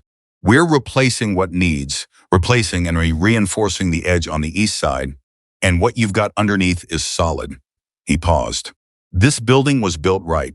Whoever poured the original structure knew what he was doing. Patrick, she said. Patrick built this to last another 50 years, Gary said. You've got some surface damage and some deferred maintenance, but the bones are good. Really good. He looked at her. I wanted you to know that. Maggie stood very still. She had been prepared in the way you prepare for things you've been dreading, for the roof to be worse than expected. She had been braced. The unbrace was physical. She felt it in her shoulders, the release of something she hadn't known she'd been holding. How long to finish? She said, and her voice was steady. We'll be done by 4, he said. Maybe 3:30 if the weather holds. She nodded. Gary, she said. Ma'am. Thank you. He looked at her with a slightly uncomfortable expression of a large man, being thanked sincerely, and he said, Go pour some coffee, and went back up. She went back inside. Emily was at the counter, working the register, and she looked at Maggie when she came in, and something in Maggie's face told her what she needed to know, because Emily exhaled and said, Good news? The roof is going to be fine, Maggie said. Emily pressed both hands flat on the counter. Oh, thank God. Don't thank God yet. I still have the panel and the heating system. But the roof is going to be fine. Maggie picked up the coffee pot, one thing at a time. The panel was actually closer to finish than she'd known. Brenda had been at it since 9:30 and had run a tight operation. She'd sent one of her guys to get a specific part she'd needed, a 40-minute round trip, and in the meantime had done everything that could be done without it. And when he came back, she'd finished the job in another hour. At 1:57, Brenda came to find Maggie and said, "Panel's done. Code compliant. I'll file the paperwork." Maggie looked at her. "I'll file the paperwork," Brenda said again, more firmly. "You're going to argue about payment, and I'm going to tell you this. My grandmother ran a diner in Knoxville for 30 years, and the reason I can stand here today and run my own business is because of what women like her showed me about how to do it. So let me file the paperwork." Maggie held her gaze. "Materials," Maggie said. "Let me pay for materials." Brenda considered this. "Fair," she said. They shook hands. The heating contractor arrived at 2:30. This was the piece Maggie hadn't known about. Hawk had mentioned a contractor in passing Thursday night when she'd called him about the Saturday logistics, and she'd assumed it was preliminary conversation, not a plan. But the man who arrived was named Keith, and he came with a supplier's truck behind him and a negotiated price that was 40% below the estimate Maggie had gotten in the spring, and he said, not unkindly, that he'd already spoken with Hawk about the situation, and he was prepared to begin today if she wanted. "Today," she said. "I've got 3 guys in the afternoon." He looked at her. "The system you've got is at end of life. You already know that. We can have a new one functional by tonight if you say yes." She looked at him. She thought about the inspection report in the drawer. The 3 problems that had felt immovable all year: the roof, the panel, the heating system, and the math that never came out right, and the way she'd been managing by managing, which was not the same as solving, and she had known it wasn't the same as solving. "Say yes," Rebecca said. Maggie turned. Rebecca was standing 3 feet behind her, and she had apparently been there long enough to follow the conversation. And she said it again simply, clearly, without pressure, just stating what seemed to her to be the obvious answer. "Say yes, Mom." Maggie turned back to Keith. She said. Keith nodded. He went to get his guys started.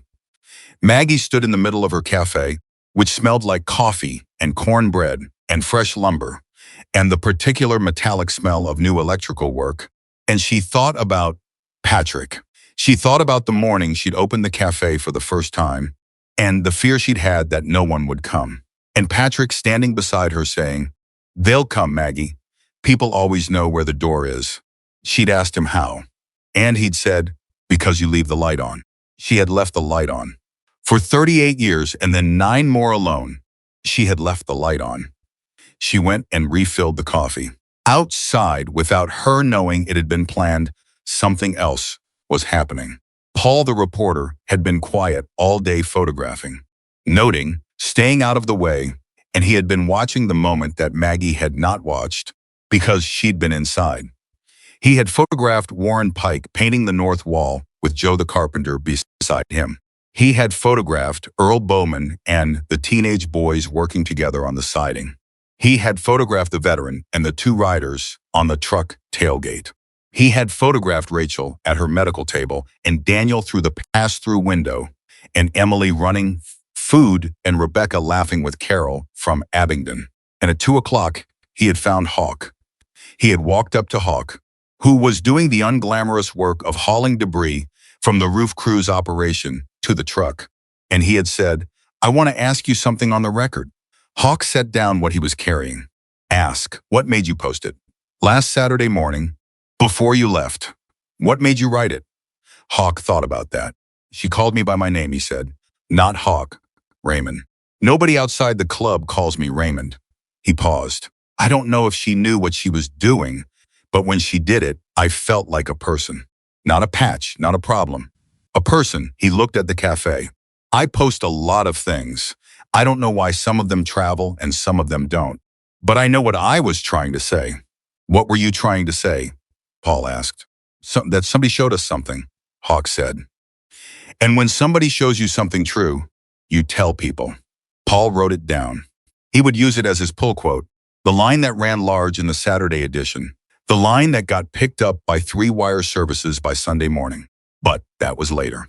Right now, Paul put his notebook in his pocket and picked up a piece of debris off the ground and carried it to the truck because he was there and it needed doing. The afternoon moved in that particular way that full days move quickly and slowly at the same time, some moments stretching and some compressing.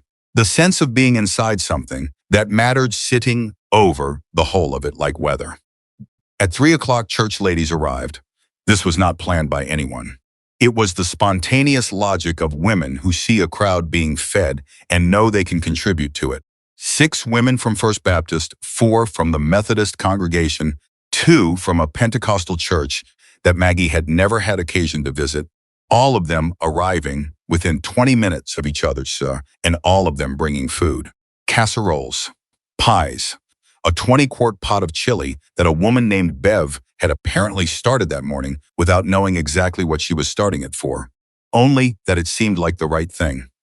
Bev was 74 and had known Maggie for 30 years, and she walked in through the front door with her pot and looked at the full cafe and the people outside and the activity on the roof and the sound of the heating contractor working in the utility room. And she said to Maggie, "I should have come sooner." "You came," Maggie said. "You need another pair of hands?" "I always need another pair of hands." Bev put on an apron. By 4 o'clock, the roof was finished. Gary Pruitt came down with his crew, and they were dirty and tired and satisfied in the way that people are satisfied when they've done a job right. And Gary found Maggie and said, "Done. I'll come back in 2 weeks and check the sealant. I'll have coffee waiting," she said. "I'll hold you to that." The panel was signed off. The heating system was 40 minutes from functional. Keith said. The north siding was painted. The east gutter was reattached and cleaned. A section of concrete near the front step that had been crumbling at the edge, something Maggie had been stepping around for 2 years and had stopped seeing, had been patched and smoothed by someone she hadn't even tracked, some writer who had seen a thing that needed doing and done it.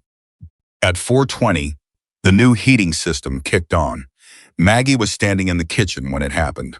She heard the system start, a clean, even hum, nothing like the groan and shudder she'd lived with, and the warm air came through the vents with the confident regularity of machinery that was working the way it was supposed to work. She stood very still.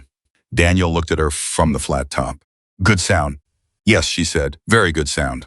She went out to the counter. The crowd was beginning to move toward leaving the natural end of a workday. People checking their phones for road conditions. Riders beginning the slow process of gearing up for the return trip. But it happened gradually, without the abruptness of a crowd dispersing, more like a tide going out slowly, in stages, with the back and forth that tides have. Hawk came in. He sat at the counter. Maggie poured him coffee. They were quiet for a moment, the two of them, while the cafe moved around them. "How's it feel?" he said.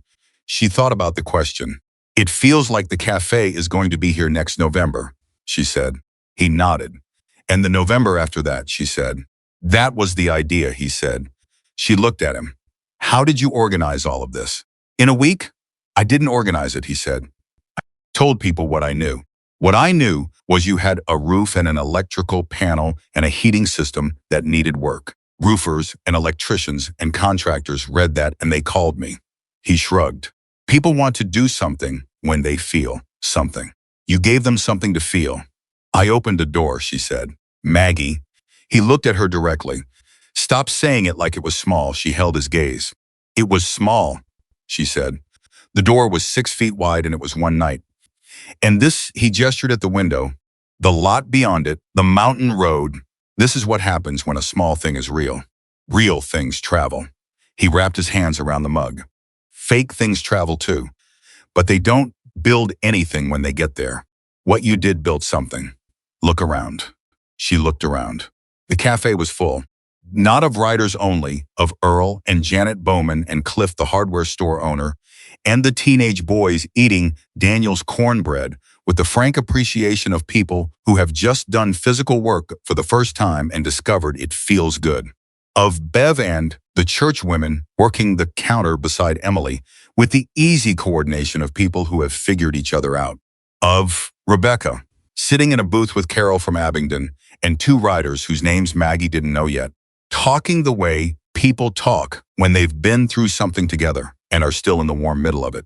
Of Warren Pike, sitting at the far end of the counter, alone, paint on his hands, his coffee going cold, looking at the room with an expression on his face that Maggie thought might have been the particular look of a man counting the cost of something he wished he hadn't done. She picked up the pot and walked to his end of the counter. She refilled his coffee without a word. He looked up at her. "Maggie," he said. And then he didn't say anything else. She looked at him. "Warren," she said, "you know what Patrick used to say about people who've done something they regret?" He waited. He said the only thing worse than doing it is spending the rest of your time proving it was the last time. She held his gaze. "You painted a wall today. That's a start." Warren looked at the paint on his hands. "Is it enough?" he said. "It's a start," she said again. "Starts are what we have. Nobody gets to skip to the middle." She moved back down the counter. Behind her, she didn't see Warren do what he did next.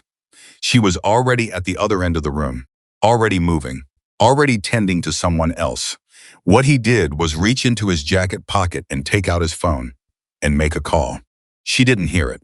Paul, the reporter, who was near enough to observe without being near enough to overhear, wrote it in his notes as Pike made a call.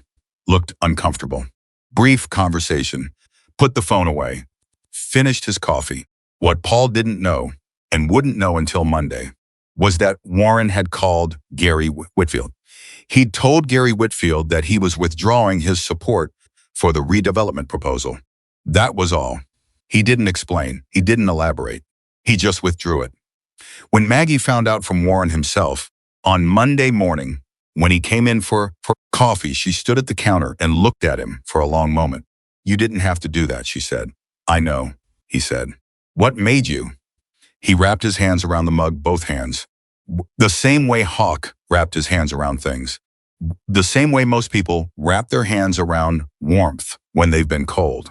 "I watched 400 people come here for you," he said. "Not because you asked them to. Not because you were in trouble and cried about it on camera. Because they wanted to."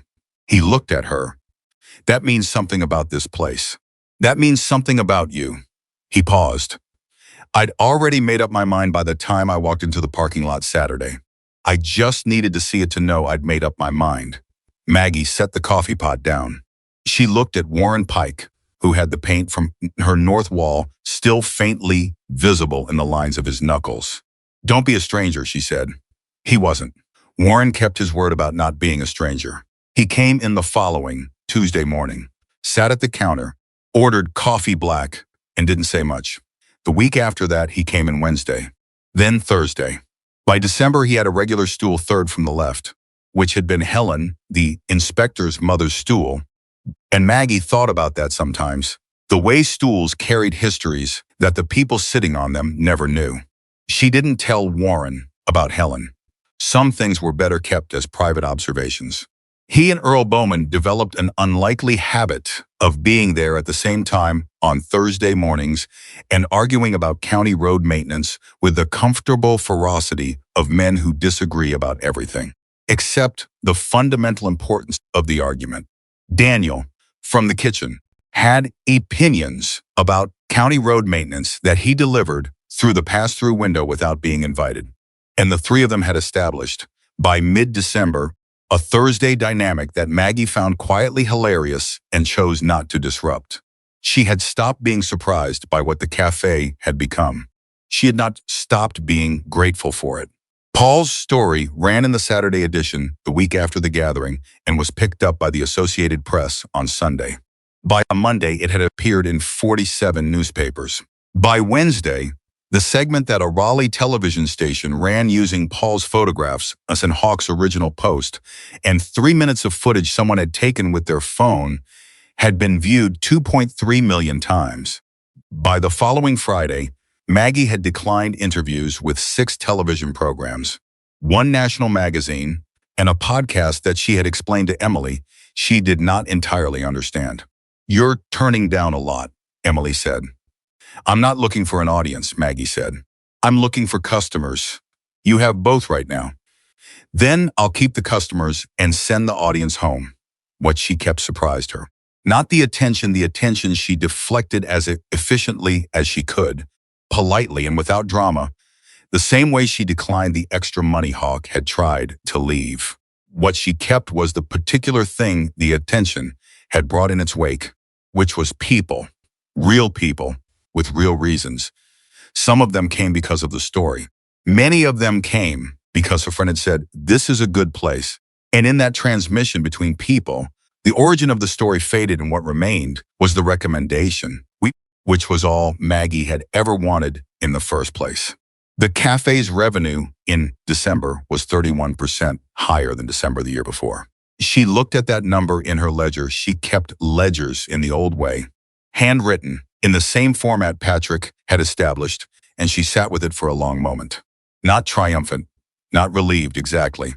Something quieter than both. The feeling of a fear that had been living in your chest for a long time beginning to lose its grip. She called Rebecca. 31%, she said. Rebecca was quiet for a moment. Then Mom. I know, that's not Mom. That's significant. I know. Another pause. Can I ask you something? Ask. Are you going to be okay? Going forward? Realistically? Maggie looked at her ledger. At the number. At the line it represented in the story of this place, not the end of the difficulty, because January and February were the hard months, had always been the hard months on a mountain highway, but a turn, a real one. Realistically, she said, I think I'm going to be fine. She heard Rebecca breathe. Good, Rebecca said, and her voice did the thing it sometimes did when she was trying not to cry. That slight compression of sound. Good, Mom. That's really good. They talked for another 20 minutes about things that had nothing to do with the cafe, which was its own kind of milestone. The idea for the Open Table Fund did not come from Maggie. It came from Emily on a Tuesday morning in early December, and it came in the indirect way Emily had developed for suggesting things to Maggie, not head on, not as a proposal, but as an observation that she left in the air long enough for Maggie to pick it up. She said, there was a woman in yesterday afternoon, after you left. She had a kid with her, maybe 6 years old, and she asked for the cheapest thing on the menu, and she counted her money twice on the counter before ordering. Maggie looked at her. I didn't charge her for the milk for the kid, Emily said. I didn't say anything about it. I just didn't put it on the tab. Good, Maggie said. It got me thinking. Emily refilled a cup without looking at it, her attention on what she was saying. We have more now. Coming in. More than we had in November. She paused. Patrick used to leave a coffee can by the register. Right? I've seen the photographs. With the note that said for whoever needs it. Maggie had forgotten she'd told Emily that story. Or maybe she hadn't forgotten. Maybe she'd told it knowing Emily would do something with it. He did, Maggie said. We could do something like that, but organized. Not just a can. Emily finally looked at her. A percentage of what comes in. For meals, for people who need it. For the heating bill of the family 3 roads over that Daniel mentioned last week. For the traveling family that gets stranded, the same way the riders did. Maggie stood at the counter. No means test, she said. Emily blinked. What? People don't have to prove they deserve it. They don't fill out a form or tell a story to qualify. They need something, we help. That's the principle. Maggie looked at her. The moment you require people to perform their need, you've changed what it is. Emily was quiet for a beat. The open table, she said. Maggie looked at her. That's what we call it, Emily said. The Open Table Fund. Because that's what this place has always been. An open table. Maggie, let it sit for a moment. Write it up, she said. Tell me what you think it should look like. Emily wrote it up. She came in the next morning with 2 pages handwritten because she'd figured correctly that Maggie would receive it better that way, and Maggie read it at the counter with her coffee and didn't say anything for a while. And then she said, this is good. Really? Don't look so surprised. You're good at this. Emily looked down at the pages. I've been watching you do it for 2 years. I just wrote down what you already do. Then we'll make it official. Maggie handed the pages back. You run it. Me? Who else? Daniel's got the kitchen. Rebecca's in Charlotte. You're here. Maggie looked at her. You thought of it. That means it's yours to build. Emily held the pages. What if I do it wrong? You'll do some of it wrong, Maggie said simply. That's not a reason not to do it. That's just how things go. She picked up her coffee. Patrick was wrong about the left side of that sign out there, and he never fixed it. 40 years later, it's the thing I love most about it. Emily looked at her. Then she folded the pages and put them in her apron pocket and went to work. The open table fund began quietly. The way good things begin, without announcement, without ceremony, with only a small laminated card that Emily put on each table that said, a portion of every meal here goes to help someone who needs one. That's always been the rule at this table. Now it's official. Maggie had approved the wording after one small change. Emily's original draft had included the phrase Maggie Callahan's Open Table Fund. Maggie had removed her name without explanation. Emily hadn't pushed. She understood. The response was not what either of them anticipated. Within 3 weeks, regulars were asking if they could donate directly, not just through the meal percentage, but additional amounts separately. Earl Bowman, who Maggie had always assumed lived on a fixed income and spent carefully, came in one Thursday and put an envelope on the counter and said, "For the fund," and wouldn't meet her eyes when she thanked him. The hardware store owner, Cliff, set up a monthly transfer. The woman, Rebecca, had become friends with Carol from Abingdon, drove down one Saturday specifically to drop off a check and have lunch. Hawk called her in January. "I heard about the fund," he said. "Emily's project," Maggie said. "With your name taken off it, it's not my name's project. It's the cafe's project. There's a difference? There's an enormous difference." She wiped the counter. A cafe can outlast a person. A name can't. He was quiet for a moment on the other end of the line. "That's a hell of a thing to say at 72, he said. "I've been thinking about outlasting," she said. "It's different from surviving. Surviving is just continuing.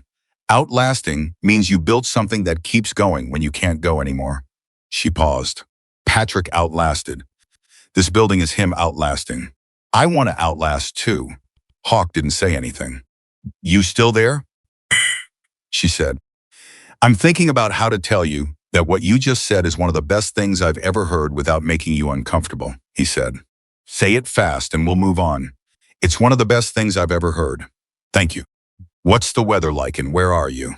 "Tennessee." "Cold. Come through Boone on your way back north." "I was planning on it."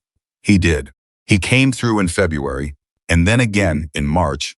Each time he came, he sat at the counter and drank coffee and had whatever Daniel was making that day and left what the tab actually was. No more. And Maggie appreciated this more than she could easily express. The absence of the extra money was its own form of respect. He had understood finally what she meant when she said she kept her pricing honest. That an honest transaction between people is not lesser than a generous one. It is, in its own way, more equal.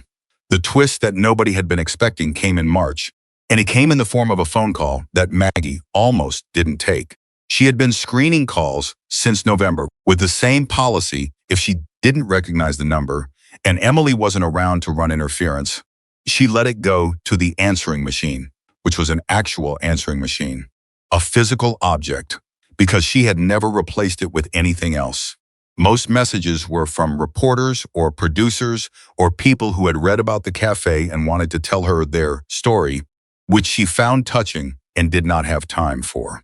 The March call she almost didn't take came on a Thursday morning when Earl and Warren and Daniel's ongoing argument about county roads was at peak volume, and she picked up the phone mostly to have a reason to step away from the noise. "Callahan's Roadhouse," she said. "Is this Margaret Callahan?" "Maggie," she said automatically. "Who's this?" "My name is Susan Mercer," the woman said. "Raymond's sister." Maggie went still. "I want to say something to you," Susan said. Her voice was careful in the way voices are careful when they've been rehearsing.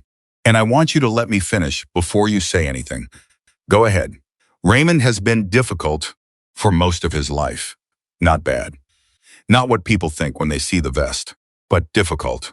Hard to reach. He built walls because walls worked for a long time, and I watched him behind them for 20 years, and I didn't know how to get through." A pause. After that night in November, after he posted that thing about you, he called me. He doesn't call me. He texts short messages, nothing personal. But he called me, and he talked for an hour. Another pause. I don't know what you did or how you did it, but something shifted in him, and I've been watching it shift all winter. And I needed to tell someone who would understand why it matters. Maggie stood at the counter. The cafe noise continued behind her, the argument. Daniel's voice from the kitchen, the bell above the door as someone came in. Normal morning sound life. Susan, she said. Yes. I made your brother scrambled eggs and cornbread and I called him Raymond. She kept her voice steady. That's all I did. That's not all, Susan said. Gently, firmly, the same way Rachel had said it, the same way Hawk had said it, the same insistence she kept running into from people trying to make her understand something she continued to resist making large. I've been trying to find the right words for it all winter, and I finally decided I'd just say it plain. You treated him like his life mattered before you knew anything about it. Some people have never had that. Raymond is one of them. A pause. I'm not saying you saved him. He's not saved. He's just more reachable. But that started with you. And I wanted you to know. Maggie stood at the counter. She thought about Patrick. She thought about what he used to say, the things she'd told Hawk, the things she kept returning to, the thing that had been his and was now as much hers as anything she owned. You don't need to know someone's whole life before deciding not to leave them in the rain. She thought she understood it when she said it to Hawk. She was beginning to think she was only now understanding it fully. Tell me something about Raymond, she said. Something he'd be embarrassed I knew. Susan laughed a surprised, real laugh. What? Something small. Something human. I want to know something about him that has nothing to do with patches or roads or any of it. A pause. He cries at those wildlife documentaries. The ones with the animals. He watches them alone and thinks no one knows. But I've known since he was 12. Maggie smiled. Thank you, Susan, she said. Thank you, Susan said. She hung up. Maggie stood at the counter for a moment longer. Then she went to tell Daniel that the cornbread needed to be on the regular menu year-round, not just weekends, because some foods should not be rationed. Daniel said he'd been saying that for 2 years. She said she knew, and she should have listened sooner. He said he accepted her apology. She said she hadn't apologized. He said he'd accepted it anyway. She went back to the counter. The photograph arrived in April. She almost missed it in the mail. It came in a padded envelope with a Tennessee return address she didn't recognize. And it sat on the counter for 2 days while the cafe was busy. And when she finally opened it, one quiet Tuesday afternoon, she had to sit down. It was the photograph Hawk had taken that night, the one from the parking lot, looking at the cafe through the freezing rain, Callahan's Roadhouse lit from inside, amber light in every window, 39 motorcycles sitting in the lot, with rain coming down around them, like something from a painting. He'd had it printed large and framed it simply. And on the back were 39 signatures in different hands, different pens, different pressures. Some of them she recognized from the Nighthawks, large and deliberate. Cole's, which was surprisingly neat for a man his size. Rachel's, which was small and exact, the handwriting of a medic. Travis, who had added a small drawing of a motorcycle beside his name that made her smile. Below all 39 signatures, someone had written in careful block letters, "You gave us shelter when the road didn't. We won't forget." Maggie sat with the photograph in her lap for a long time. The cafe was empty that afternoon, except for Daniel in the back, and Emily doing inventory and the particular quality of late April light that comes through the west windows and touches everything with a warmth that doesn't quite belong to the month yet. She was not a woman who cried easily. Patrick had always said she was the strongest person he knew, and she had taken that as a compliment and also as a mild complaint, because there were times when he would have liked her to soften faster than she did. But she sat in her cafe in the April light with 39 signatures on the back of a photograph, and she cried. Not loudly, not dramatically. Just the quiet release of someone who has been carrying a weight for a very long time and has finally set it down in a place where it can rest. Emily heard it. She came out of the back and looked at Maggie and didn't say anything and didn't look away. And that steadiness, that young woman not looking away, steadied Maggie in return. I'm all right, Maggie said. I know you are, Emily said. Maggie wiped her eyes. She looked at the photograph. Patrick would have been furious he missed it, she said. Emily sat on the stool beside her, uninvited, which she had learned she was allowed to do. Why furious? Because he loved this. Maggie gestured at the cafe, at the counter, at the space around them that Patrick had built and Maggie had kept, and hundreds of people had come back to repair. He loved when this place filled up. When it became what he meant it to be, she held the photograph. He'd have made 39 friends that night. He was better at it than me. I don't think so, Emily said. Maggie looked at her. You made 39 friends, Emily said. You just did it differently. You did it by being exactly what you are. She paused. That's actually harder. Being exactly what you are. Most people spend their whole lives being something approximate. Maggie looked at this young woman who had locked the front door and reached for the phone on a November night and had since become something Maggie hadn't had a name for until now. Emily, she said. Yes? When I'm gone, she stopped. Emily went very still. I'm not being morbid, Maggie said. I'm being practical. I'm 72, and the cafe has a future that I'm not going to live to see all of. That's not sad. That's just true. She held the photograph. I need someone who knows what this place is, not the building, not the revenue and the ledger. What it actually is. Emily understood what was being asked. She was quiet for a moment. I know what it is, she said. I know you do, Maggie said. That's why I'm asking. She looked at her. Will you learn the business? The real parts, the ordering, the accounts, the relationships with suppliers, all of it. Not to take over tomorrow, but to know how, when it matters. Emily's hands were in her lap and she was looking at them and she looked up. Yes, she said. I'll learn it. Good. Maggie stood up. She carried the photograph to the wall behind the counter, to the nail that had held Patrick's photograph for 30 years, and she put the new photograph beside it. Patrick on the left, young, smiling, paint on his hands from the day they hung the sign. The cafe on the right, amber and warm in the freezing rain, 39 motorcycles waiting outside. She stepped back. 2 photographs, 2 versions of the same promise. She went back to work. The first storm breakfast happened the following November, on the 1-year anniversary of the night 39 riders came out of the rain. It was not Maggie's idea. It was Hawk's, which she suspected, and the motorcycle communities, which she confirmed when she saw the planning that had clearly been in motion for months.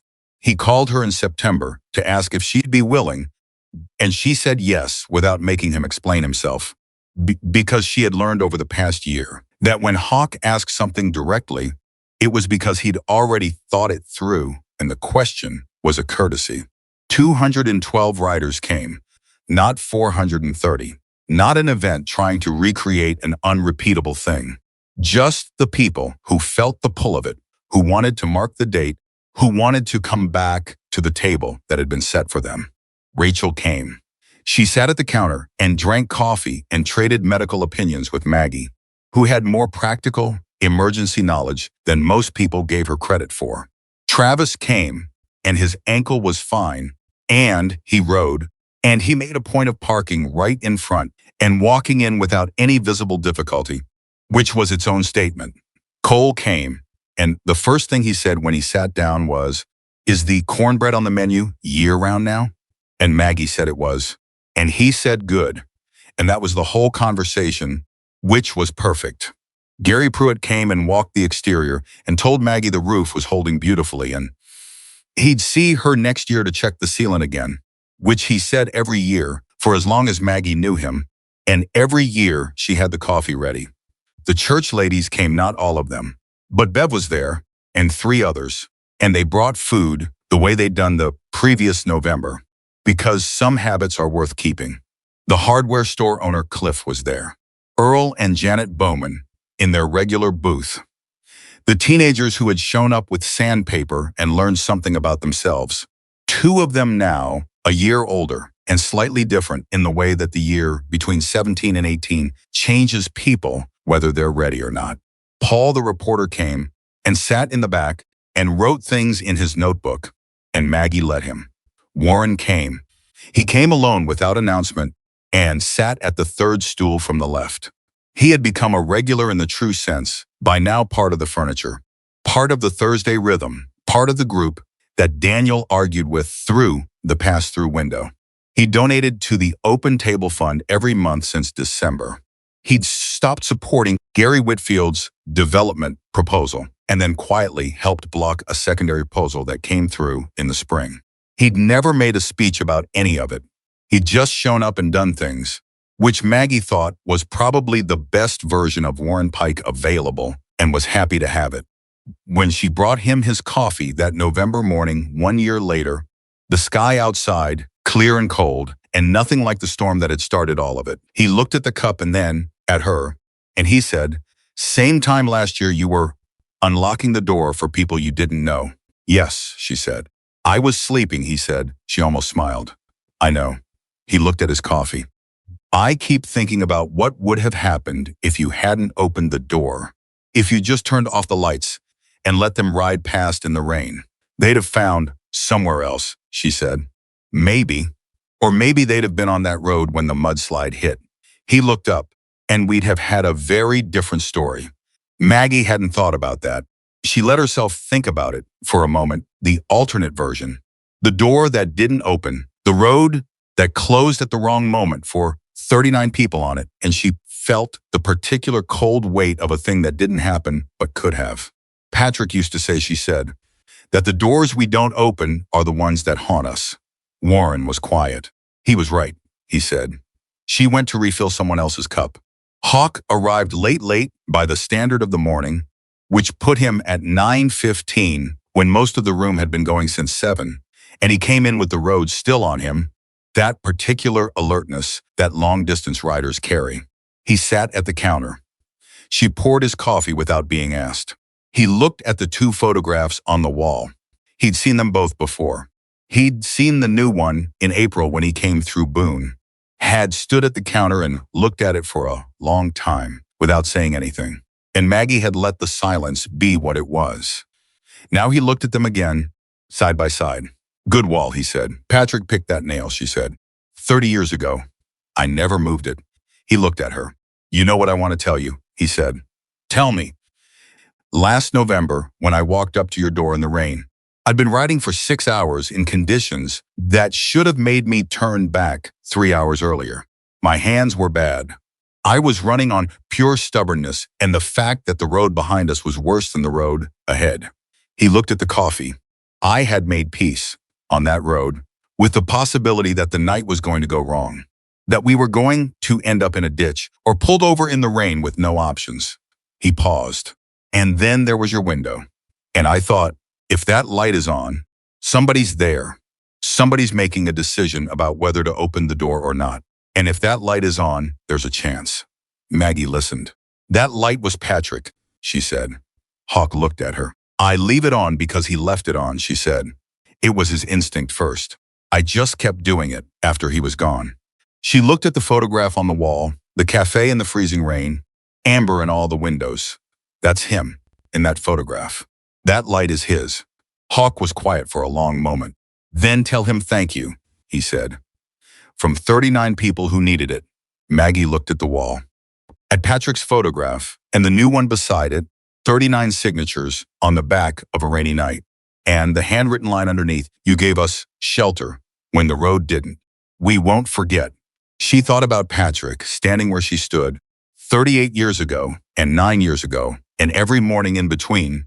Thought about the sound of him in the kitchen and the paint drip near the letter R and the nail he'd put in the wall 30 years ago because he'd planned to put a photograph there someday. She thought about Emily in the back learning the accounts, about the Open Table Fund sending a heating bill payment to a family 2 roads over, about Bev and her chili, about the teenager with the sandpaper who'd come back in January to ask if there was anything else that needed doing, about Rachel coming every winter, about Warren on his stool, about Daniel who'd stayed 11 years and would stay longer, about the way a place becomes what it is, not from the building, but from what people decide to do inside it, And the way that decision compounds over decades until the building itself is secondary, and the thing that lives inside it is primary, is the point, is the only thing that was ever really worth protecting. She thought about what she'd said to Hawk one rainy night in what felt like another version of her life and was actually just the beginning of this one. You don't need to know someone's whole life before deciding not to leave them in the rain. Patrick had said it first. She had lived it after. And now it lived here in the fund, in the photographs, in the Thursday arguments, and the cornbread on the year-round menu, and the third stool from the left, and elastics bandage in the first aid box, and the coffee that was always on in every small, specific, irreplaceable form that a true thing takes when it finds the right place to live. 39 strangers needed a door opened. 430 came back to make sure it never closed. And the light that made them look up from the road in the first place had been burning for 38 years before they arrived, and would burn for 38 more because Maggie Callahan had never once, not in all the years since Patrick put the bulb in and showed her where the switch was, let it go dark.